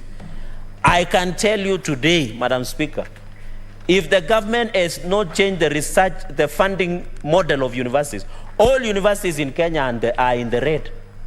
They are supposed to be auctioned. There is no university that has. Madam Speaker, if you want to know, the most underfunded department is the research department. All the universities, they don't have research funds. And therefore, even if we want to build, the modeling of funding of universities must change. I have seen Higher Education's Loan Board. Are you aware private universities get more funding to your Higher Education's Loan Board than public universities? Somebody will say that child is a public child. But we must change that. We are killing the public universities because they are not getting enough resources. Madam Speaker, we must relook the University of Nairobi, the Moi University, one of the best universities in the world, where you was truly studied law, Madam Speaker. And that is why yesterday I said I'm the highly sought after legal practitioner. And my name supersedes itself in my prowess, Madam. There are many universities, the Egerton University, the other universities that public. We must change the funding of public universities to improve, Madam Speaker, so that when we fund universities, they can have research funds. Because I have talked to lecturers, to vice chancellors. In fact, when you tell them about research, they zero. It is only donors. Madam Speaker, can you believe the samples of blood samples that are taken in my small sub-county hospital called Mosoriot? They are flown all the way to Oxford and other universities for research. And the worst part, Madam Speaker, they don't pay, number one. Number two, when they publish their research, they don't even acknowledge even one doctor from Kenya because of what they have been funding. And there is a thin line before organ harvesting and taking of our specimens to do research in international university. Why? Because we don't have funds in School of Medicine of Moi to do research. In the University of Nairobi, we don't have funds. KEMRI is struggling. K-Free, K-Fees, among other organizations, Madam Speaker. Therefore, you can imagine sample of blood sample being taken all the way from Nandi County to a research to be done in Oxford. That is borders to organ harvesting, Madam Speaker, and even transplanting and using our own blood to do the research that we are not even acknowledged. Because of what? Because we are beggars. We have extended a bowl. We are just begging and saying, give us money to do this research. And that is why they have a right to take even specimens of even organs, of even blood, to go and do their research in their countries, Madam Speaker. Yet we don't have a legal framework on that research. Let us partner, as Senator Crystal has said, let us use this like what we are just saying is that research institutions and business community. But we must do it in a proper way, Madam Speaker. Madam Speaker, and therefore I agree with government that we must change funding model, and I hope the new funding model, Senator Crystal, will assist research in our universities, in our learning institutions, in our business, as you have proposed. The fifth point, Madam Speaker, of course I agree with that we need to form an agency that will ensure it becomes easy of doing business and registrar. Because, Madam Speaker, I have seen, and of course you are learned senior, in the Department of Attorney General's office, they have dedicated, Madam Speaker, registrar of treaties. I want to call upon the Attorney General, Justin Budi Muturi, if this becomes law, they should just create registrar of startup youth, the startups registrar only. Because we have registrar of treaties only, so that it is easy for young people to process their issues. And it is possible. It is just a departmental direction within the Attorney General's office. Madam Speaker, online marketing and sales online has increased. And you know nowadays, you want to buy something, you do online shopping. That is the app I want to challenge, and I'm happy many young people have launched the app of buying online, Madam Speaker. Even personally nowadays, I used to go to Kikomba, and also toy market, Madam Speaker. I'm not a man of means, as you are aware. I just shop where other Kenyans are shopping.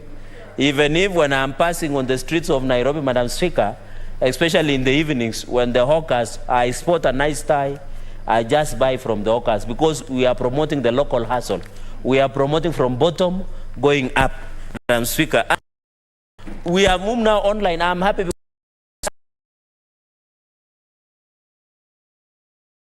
because Madam Speaker, and therefore I really appreciate that young people are doing a very great job in terms of application. The fifth, of course, on the issue of registration, liability, and many others, of course, I agree entirely with the issue of registration, certification, citizens of Kenya, Madam Speaker. Of course, on the certification of incubators, I agree that they must be certified so that we know who they are. And also it becomes easy for the government to process some of these issues, Madam Speaker, and ensure that they are in place. Madam Speaker, as I said, out of 25, because I can see my light is on, just to wrap it up, Madam Speaker, so that my colleagues can have opportunity to ensure, is that counties are part of this process. And I'm happy they play a central role, because we want young people to be accessed, Madam Speaker. Madam Speaker, this is a bill that we need to sit, and I want to ask my brother and president and my friend, if this bill lands on your table, kindly, on the interest and the honor of the youth of Kenya, please assent to it. And when National Assembly shall process, Madam Speaker, and you know, we want to do these things. Even the reggae, there is a reggae song, Madam Speaker, by Culture called Riverside. When you start that song, the singer says it was on a Saturday and I was feeling dirty and sticky. But I'm interested on the last part of the lyrics of that song. He says, let us think, let us examine, let us negotiate, let us think about it. That is what Culture, in the song by the song called Culture by the Riverside, the reggae lyrics, Madam Speaker. This is the right time to think, to examine, to re-examine, to see what the young people can be done, Madam Speaker. In conclusion, is to congratulate Senator Crystal Asike. We are proud of you. We will always support. You play a very unique and critical role in this House by ensuring that part of the population where many people have ignored, have not given an attention, you can show the country that. And you can, by the way, before this platform that Kenyans are watching, Madam Speaker, so that in future Kenyans can elect people like Senator Crystal Asige, and they can ably represent just like what Senator Cherargei is doing, Senator Kavindu is doing, the People's Watchman, Senator Okiya Omutata is doing, Senator Mutinda is doing, and many other senators on the floor of the House. We must support her to send a message across the country that PWDs can be effective, efficient in doing the legislation, oversight, and talking on behalf of many Kenyans in representation, Madam Speaker. Madam Speaker, I'm happy that the committee, I've had the chair of Senator Seki has whispered to me that committee has done a very good job. They have done a report, and I hope they have been consulting with Senator Crystal Asike. We will be interested to see the report, Madam Speaker. Madam Speaker, we are, as a nation, we need to be processing these bills very fast. I want to appeal to the National Assembly. You know, they have been only invoking one Article 113. For me and Senator Kavindu, who have been in this House, they have been using 113 of the Constitution. And as a lawyer, of course, you know, Madam Speaker, I was the chair JLAC when we took National Assembly to the House, to the High Court over non-concurrence of 24 bills. I want to encourage Madam Speaker, let us always be concurring so that we move very fast. With those very, very remarks, I beg to second. Thank you, Madam Speaker. Thank you, Honorable Senator. Honorable Senators, I propose the question that the startup bill, Senate Bills number 14 of 2022, be now read a second time.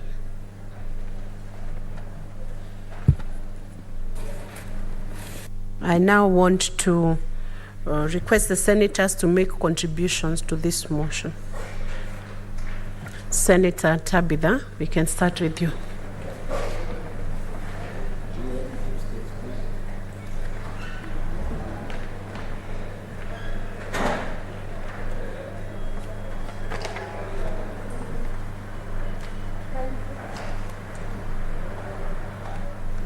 Oh, yeah, it was not there. Thank you, Madam Speaker.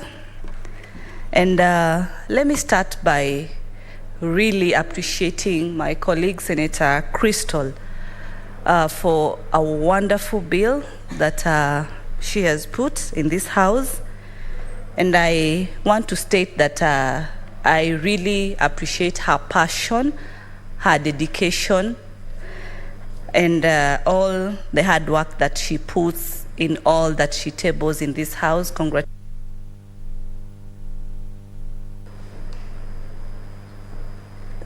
Sorry? Okay. And keep up the positive spirit. It's very encouraging to the young generation. It's very positive.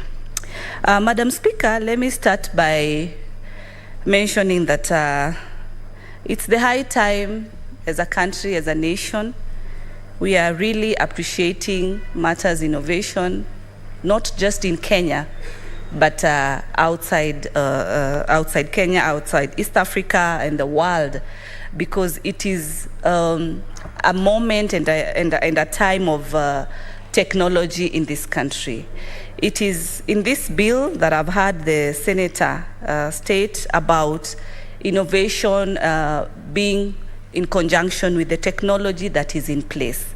And this comes out very well, Madam Speaker, because through different innovation, then we get different products, either tangible or intangible. And this is an area and a platform that will help our youth be able to generate revenue in the correct and the right ways. Because when we encourage them and allow them to have platforms that they can also be guided through the different entrepreneurial skills, then they are able to be much more meaningful and are able to expand their economic levels without just expecting employment throughout. But everything also requires a lot of encouragement and a lot of guidance. In this bill, Senator Crystal has also mentioned the funding for research. I've seen that she has talked about 15% should be set aside for research. And I want to state that research is a very key component in any organization or any industry, because it is at this moment that you are able to get the best results and get to be able to put in any organization's vision, mission, and goals that need to be achieved. So research is a very key factor. I like it that it is in this bill because then it also guides during these incubation periods and moments, Madam Speaker, it guides on the learners in terms of which best practices, which best entries in terms of business can the entrepreneurs be able to engage in, and how do they move and expand the businesses, because different commodities, different businesses expand different depending, because there are those businesses that are product based and there are those businesses that are also service based. So depending on the different types of businesses that the incubation will offer, then hence different growth levels and different factors like even the environments to be in. As a student of business, Madam Speaker, allow me to put the concept of PESTEL, which talks about political stability is very key. And our youth have really been put to sometimes engage in environments that are not so conducive. Any business, for it to succeed, requires a stable political space. And this is actually a good time because all is fine. We are from politics, and the environment for politics is stable. PESTEL still talks about the economic, the social aspect, the legal aspect, Madam Speaker. It talks about the technology aspect. And this technology, Madam Speaker, Senator Crystal has talked about in the bill. We are at a time where we use our gadgets, especially the phones, to be able to transact the business, to be able to do purchases, to be able to make payments. And it's a wallet, you know, a transaction because everything is in our phone, simply because of technology. We also have technology in terms of the apps that are within the gadgets that we use. And in combination with this, for the startup businesses, technology is very key, Madam Speaker. And I appreciate the fact that Senator Crystal has been able to recognize that technology is needed for these businesses to be able to really grow. Because as a business person, I say it is one thing to start a business, it is another to maintain the business, and it's another to ensure that the business does grow. And as you know, like any business, one of the key goals is for profit making for any organization. But I note that she has stated that it's the incubation is not about business making, but it's to equip the young entrepreneurs to be able to do businesses and to be able to have a platform and a section whereby they are recognized as startups. What I wanted to mention, Madam Speaker, in the bill, I've noted that in clause 8, she's talked about an entity shall be eligible to be registered as a startup and for admission into an incubation program if the entity is a private limited company, a partnership firm, a limited liability.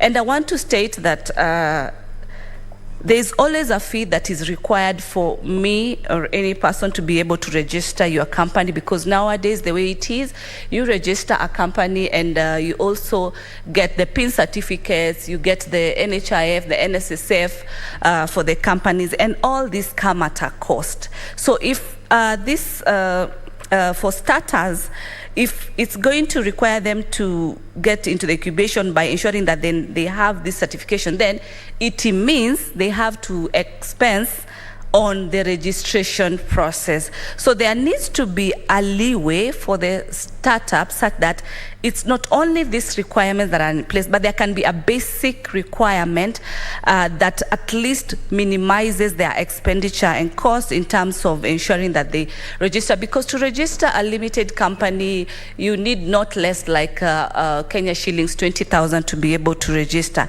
And we are trying to encourage the youths who are coming from a bottom level, who might not have so much in terms of capital. Madam Speaker, she's talked about the financial institutions, and I want to state that earlier we used to have the banks, like the only financial institutions that could help us in our businesses. But I'm happy because other entities have come in place, the creditors have come in place to be able to offer financials to different. But yes, I agree, Madam Speaker, there is a challenge for starters, and in most of this, you're always asked 6 months statement, which any startup might not be in a position to hold. Looking at this startup, definitely they've not done business before, so the experience is very, very minimal in terms of other collaterals that also these startups might be having. It might be minimal. It's actually not in place.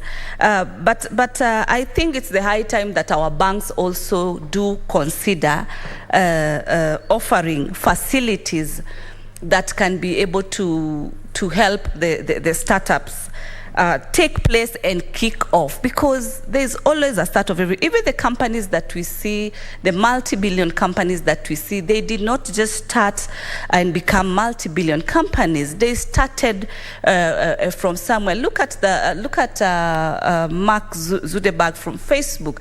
They started in campus when they were just discussing, then how will we meet after school? How will we be able to connect with each other? I remember one of these companies that is in this country, by the way, to state, it's called Craft Silicon Company. It's an IT company that deals with softwares. The owner started with one simple, the old laptops, they used to be called, they were old desktops, the big ones, and used to be there alone and trying and coming up with the apps. Until today, it's also a multi-billion. There has to be a start. For us, even on this point, as far as Kenya Kwanza Manifesto is concerned, in terms of bottom up, it's then an encouragement for the youth, because they have to start from somewhere.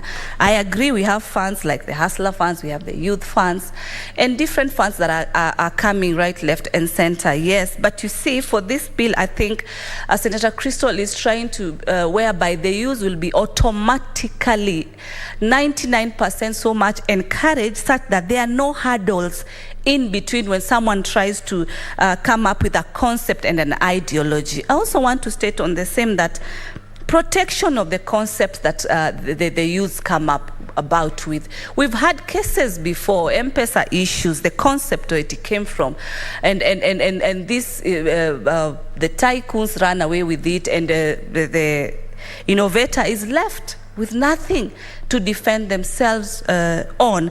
The bill should also be able to give a clause that talks about how then do you protect a starter?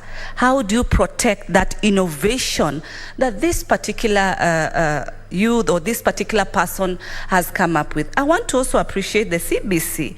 Looking at the CBC concept, it's giving our children the concept of business, the concept of entrepreneurship. And then, where do we want it to stop? At the school level? It's the high time that we encourage our children. It's the time we also encourage as parents that the kids do not have to finish campus, and then you start offering your kids' CV to your friends and colleagues to get them jobs. it is the high time that we encourage them from the education that they've received to be able to begin from somewhere and start their businesses. Because the trend has been, I have a CV for my kid, then can I give it to you? And the trend has been, so it's the high time we encourage them from the levels that they are in to be able to start small. And also, it is good to note, even as we talk about starting, youths have also thought that at times you start business and tomorrow you become a multi-billionaire.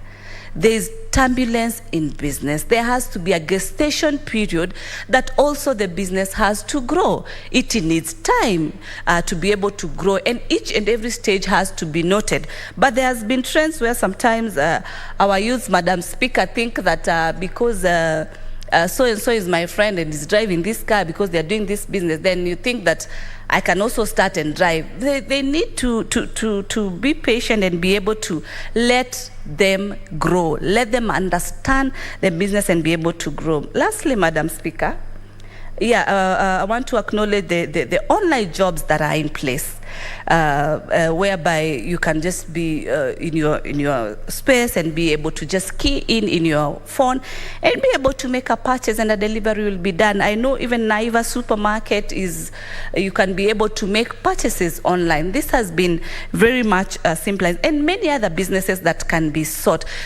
This bill is not also just talking about online businesses alone, but also talking about physical, tangible products and also services that can also be offered as innovation.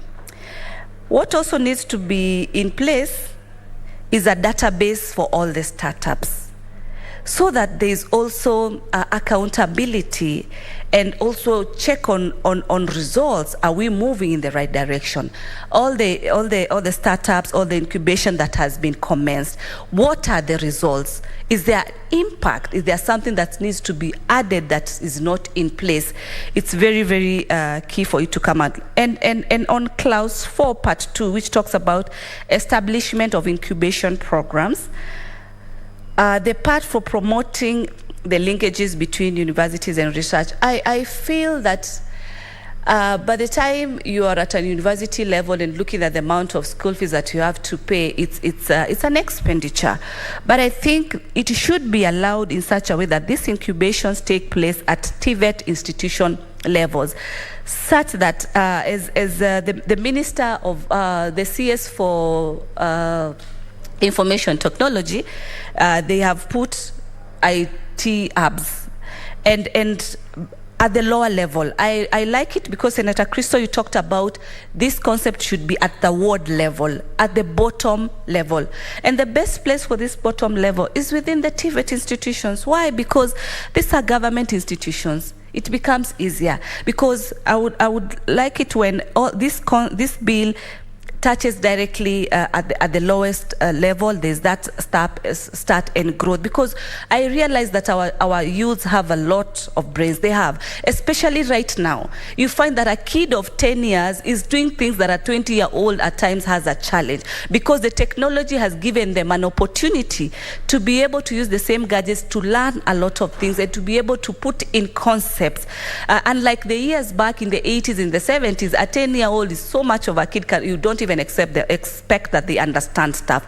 But 10-year-old right now can be able to even do an app today, and they can be able to sell that app. So in terms of university, we should try and lower it in such a way that it is within the TVET, and then it grows and it grows. And in that way, at the county, all county levels will be able to have opportunities, because you look at where our universities are, we can be able to count the universities where they are. So in a nutshell, congratulations, Senator Crystal, and I do support the bill, Madam Speaker. Thank you.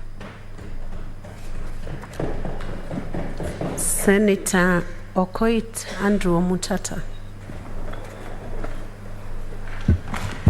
Thank you, Madam Speaker, for giving me an opportunity to contribute to the Startup Bill 2023 by our very own Senator Crystal Asige, who I congratulate for this bill. We have interacted before on the bill. She has the passion, the conviction, and the courage of her convictions to achieve what she has set out to achieve. This is a very, very important bill in terms of the technological advancement of this country. Today, people are aiming for stars. People are doing all things digital. In this country, we are yet to discover the digital frontier. And if you look at everything that we use, almost everything is not local product, is not local content. And the reasons for that are many, and some of them are frightening. For example, the other day, just about 3 days ago, I was interacting with some government organization, and I asked them, where do you get your IT solution? It's a solution that is used to interface Kenya with the international community. And they said they bought it from Sierra Leone for lots of shillings. Then one I asked them, don't we have the capacity locally to come up with a solution like this? The fellow told me they have the capacity. In fact, he said the capacity in Kenya is better than the capacity in Sierra Leone, but we'll give you the chance. That's the question he asked.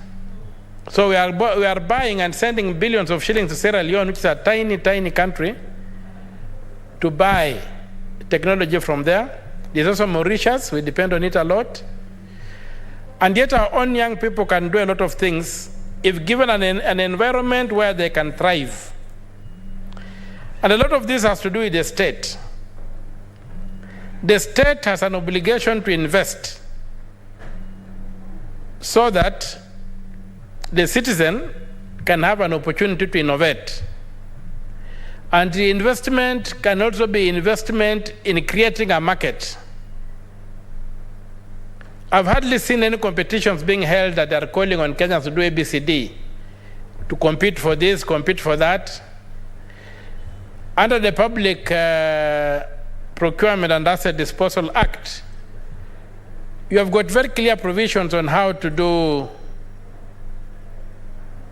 competition on this kind of creative areas. But you'll find that the way they are tendered for, they just tender like they're tendering for buying shirts in the shops. We can look at how they tendered for the currency, the design of the currency. They never complied with the Public Procurement and Asset Disposal Act, which elaborately would have required that we give an opportunity to Kenyans to innovate, the creative sector and what have you. They went to Europe and designed things in Europe and came and dumped them on us. So if you have these incubation centers, there'll be one way of cutting out that. And maybe government, which is always the biggest market, could go and look up and see what can they do. Right now, my lady, the next frontier, in fact, not even the next frontier, the current frontier is artificial intelligence. If you listen to the kind of debates that are going on artificial intelligence, you would not want to buy a gadget made by somebody that you don't control, because they can plant things for you that you won't understand. So artificial intelligence, it's being fought over. People are innovating things. People are running around. Here we are, busy fighting jiggers in our legs. And people are landing on the moon. People are aiming for Mars. We still cannot handle jiggers in our feet. And reasons for these kind of things are really tragic. They just come down to the question of leadership and governance. So our leadership and governance must wake up and say, we want to industrialize this country. We want to move forward. We are going to do ABCD. We are going to slay the dragon of corruption. We are going to identify with ourselves. We are going to tell the world that we are equal. And if we are not equal, then we are the better party. but not to play second fiddle to anybody. So with this kind of bill, I'm very sure that incubation centers can be set up. The other time I ran into some people who were trying to, with some international organization and an international company from Korea, it's a big company, I will not mention it. They were looking to put up an incubation center for their company. And you could clearly see that this company is coming here because we have brains. So they want an incubation center where they'll come and they harvest the best that we have and take away and copyright and patent, and then we shall buy it back. So why can't we put up our own incubation centers? And if they want to come for an incubation center, then they come through our own centers. They don't come to an open slate, tabula rasa, an empty tablet. They don't come and we behave like we're an empty tablet. So I really support this bill, and in supporting it, I'll be urging that more research goes into it, more input goes into it, and we see how best we can be the best we can be. Because I think for Kenyans, we are a very unique country, we are a very unique people. Against all odds, we have held together. We are doing very well. And I think what has lacked is our own, building our own. When they tell you that buy Kenyan to build Kenya, when you go and look at those factories, you are buying Chinese to build Kenya. There's nothing Kenyan, there's nothing you're producing. There's nothing you're producing. So if you have to go buy Kenya and produce Kenya and build Kenya, then we must begin with the idea of what we want to manufacture as Kenyans. So that when we are buying, we are not buying Chinese in a Kenyan flag, but we are buying Kenyan from a Kenyan product, and we continue. An area that is very important is traditional medicine, indigenous knowledge and skills. They are disappearing. Ask yourself, how did this one Maasai man raise a herd of 1,000 animals with a walking stick and keep them healthy? What knowledge does he have? What skills does he have? Do we have any incubation centers for harvesting that and developing it? So that the state can then become a major meat exporter, depending on the indigenous knowledge that the Maasai have, or generally the pastoralists? We don't. So it's like we don't value our own. We are attracted to what's not our own. We want what is ready. We want to consume in New York. We want to consume in Dubai. We want to consume in Paris. We want to consume in London. We don't want to consume in Nairobi. So with this kind of bill, I think we shall also have to change our appetites and say we are going to consume in Nairobi, we are going to consume in Busia, in Mandera, in Lodwar, because we shall be producing products for ourselves. And then, as for us, there's a call for patriotism in Article 10 of the Constitution. It's not an empty statement. It's a call to action, to be patriotic. And for us to be patriotic, one way is to produce products that we can then be proud of. You've heard a story told. I think it was by former Russian President Gorbachev. He says when they were in school somewhere in Western Europe, they were with the two Japanese students, that's sometimes in the 50s, in the early whatever. And these two Japanese fellows had a pile of Japanese pencils. These pencils could not write very well like the German pencils, so they kept on breaking. But the Chinese students said, we cannot buy German pencils, we shall use Japanese pencils. And today you can see where Japan is. That's what we call patriotism. So we need to love this country. Senator Cherargei said, quoted President Kennedy or paraphrased President Kennedy, when he said, ask not what your country can do for you, but ask what you can do for your country. This kind of bill gives us the opportunity to translate those words into action. Because our people will then be getting down to create and to innovate ideas. And once they create and innovate with research and development, we shall have products with which we can knock on the doors of the world and say, here we come, made in Kenya.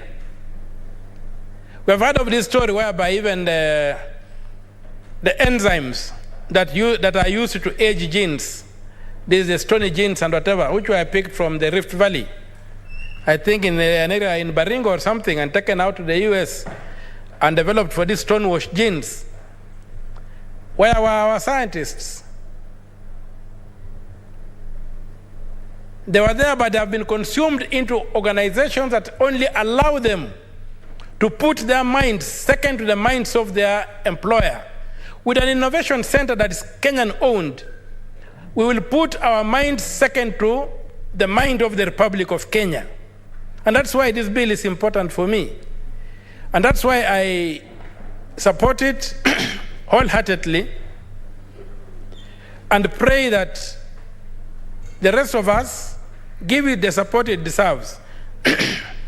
And should we get to a point where it has to be ascended to, it got to be ascended to and then implemented. We have got a problem in this country where there's a lot of beautiful legislation and policy frameworks and what have you, but they just are taken up and are put on the shelves. Right now we are looking at this bill called, this law called the Protection of Victims of Crime Act, something like that. It has been on the books for about 12 years now, never been implemented.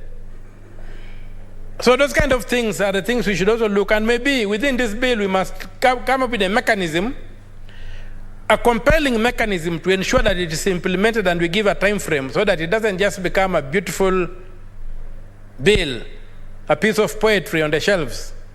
It should be something that has got teeth to bite. If it's not effected, there have to be consequences. Because without innovation, we are facing an existential threat. We cannot afford to depend on other people to innovate for us. And those who think or listen to artificial intelligence and where it is headed, you cannot allow another person to develop artificial intelligence for you. You must develop the artificial intelligence the way you can control. We are talking of GMO. One of the biggest problems with GMO is that it's not done by our scientists. So you don't know what they have put there. So let us use these centers and they'll bring back the glamour on innovation, the glamour on science, the glamour on engineering and stuff. Right now, engineers are looked down upon because the Chinese will do it. Hardly an engineering firm that is being given a serious job in this country. No policy even for skills transfer where you say that, okay, the Chinese will do your job, but at least 15% should be Kenyan. Even the SGR railway, 15% paid upfront was by Kenyan taxpayers, but everything is Chinese. The days when we heard of Kenyan road contractors doing big roads are long gone, when the reverse should be the case. So with this kind of incubation centers, then we might have to find a way of incorporating them in our polity and the way forward. It reminds me of the stories told about Ngugi wa Thiong'o, a great Kenyan with whom I lived in New Jersey in 1993-94, in the US. A great Kenyan, a great host, a good man. When they came up and said that they were going to force African literature to be taught at the University of Nairobi, and they pushed it and they succeeded and it generated a lot of debate and it opened room for a lot of creative writing. That's the kind of stuff I'm seeing with this bill, that you'll have to force open some doors and we must fashion it and even if necessary weaponize it in such a manner that it can be used to open these doors that have been, these cages have been put in the neo-colonial state. We must begin producing. We cannot just say we cannot just continue lamenting that we hardly produce what we consume. We hardly produce what we consume because we are not innovating, we are not creating. Somebody else is innovating on our behalf. So if we are going to consume what we produce, then the time has come for us to innovate. And the time to innovate is now, and the legal framework, and the enabling framework, and the challenge, and the clarion call for us is this bill that we want to see enacted into law, that we want to see protecting Kenyan intellectual property, that we want to see protecting us from innovations from other parts that may be malignant, malicious, that may be designed to undermine our security, our state, so that we innovate ourselves, so that the communication between the president and the vice president should be done through a telephone network set up, innovated and set up by Kenyans. If it is done by Cisco, who knows what they are listening to? It might be a porous thing that the president and the vice president are talking, but the information is leaking. So we need to do our own things, however crude they are, we will perfect them. So with those few remarks, Madam Speaker, I support this bill and I congratulate the move of the bill and I wish it well. And when it comes in the committee where I sit, fortunately the bill is in that committee and we are supporting it. Thank you, Madam Speaker. Thank you, Senator. Senator Tobiko Percy Peris. Thank you, Madam Speaker. Madam Speaker, I thank you for this chance to contribute to this bill, Madam Speaker. I want to take this opportunity to congratulate my sister, the VIP Senator, Senator Asige, for this wonderful piece of legislation, Madam Speaker. Madam Speaker, among the very many bills that we have encountered on the floor of the Senate since we joined in, Madam Speaker, this is a good bill, Madam Speaker. It's a good bill, Madam Speaker, because it's futuristic. It has a future. It has the potential to change a lot of things in our country, particularly in the way that we do business and the way that our youth will get engaged going forward, Madam Speaker. Madam Speaker, I support the bill. I support the startup bill, Madam Speaker, because it will address and it will give us a solution to a number of the very many problems we are facing right now. Madam Speaker, one of the problems we face in this country is unemployment. Unemployment which is really at crucial levels, Madam Speaker.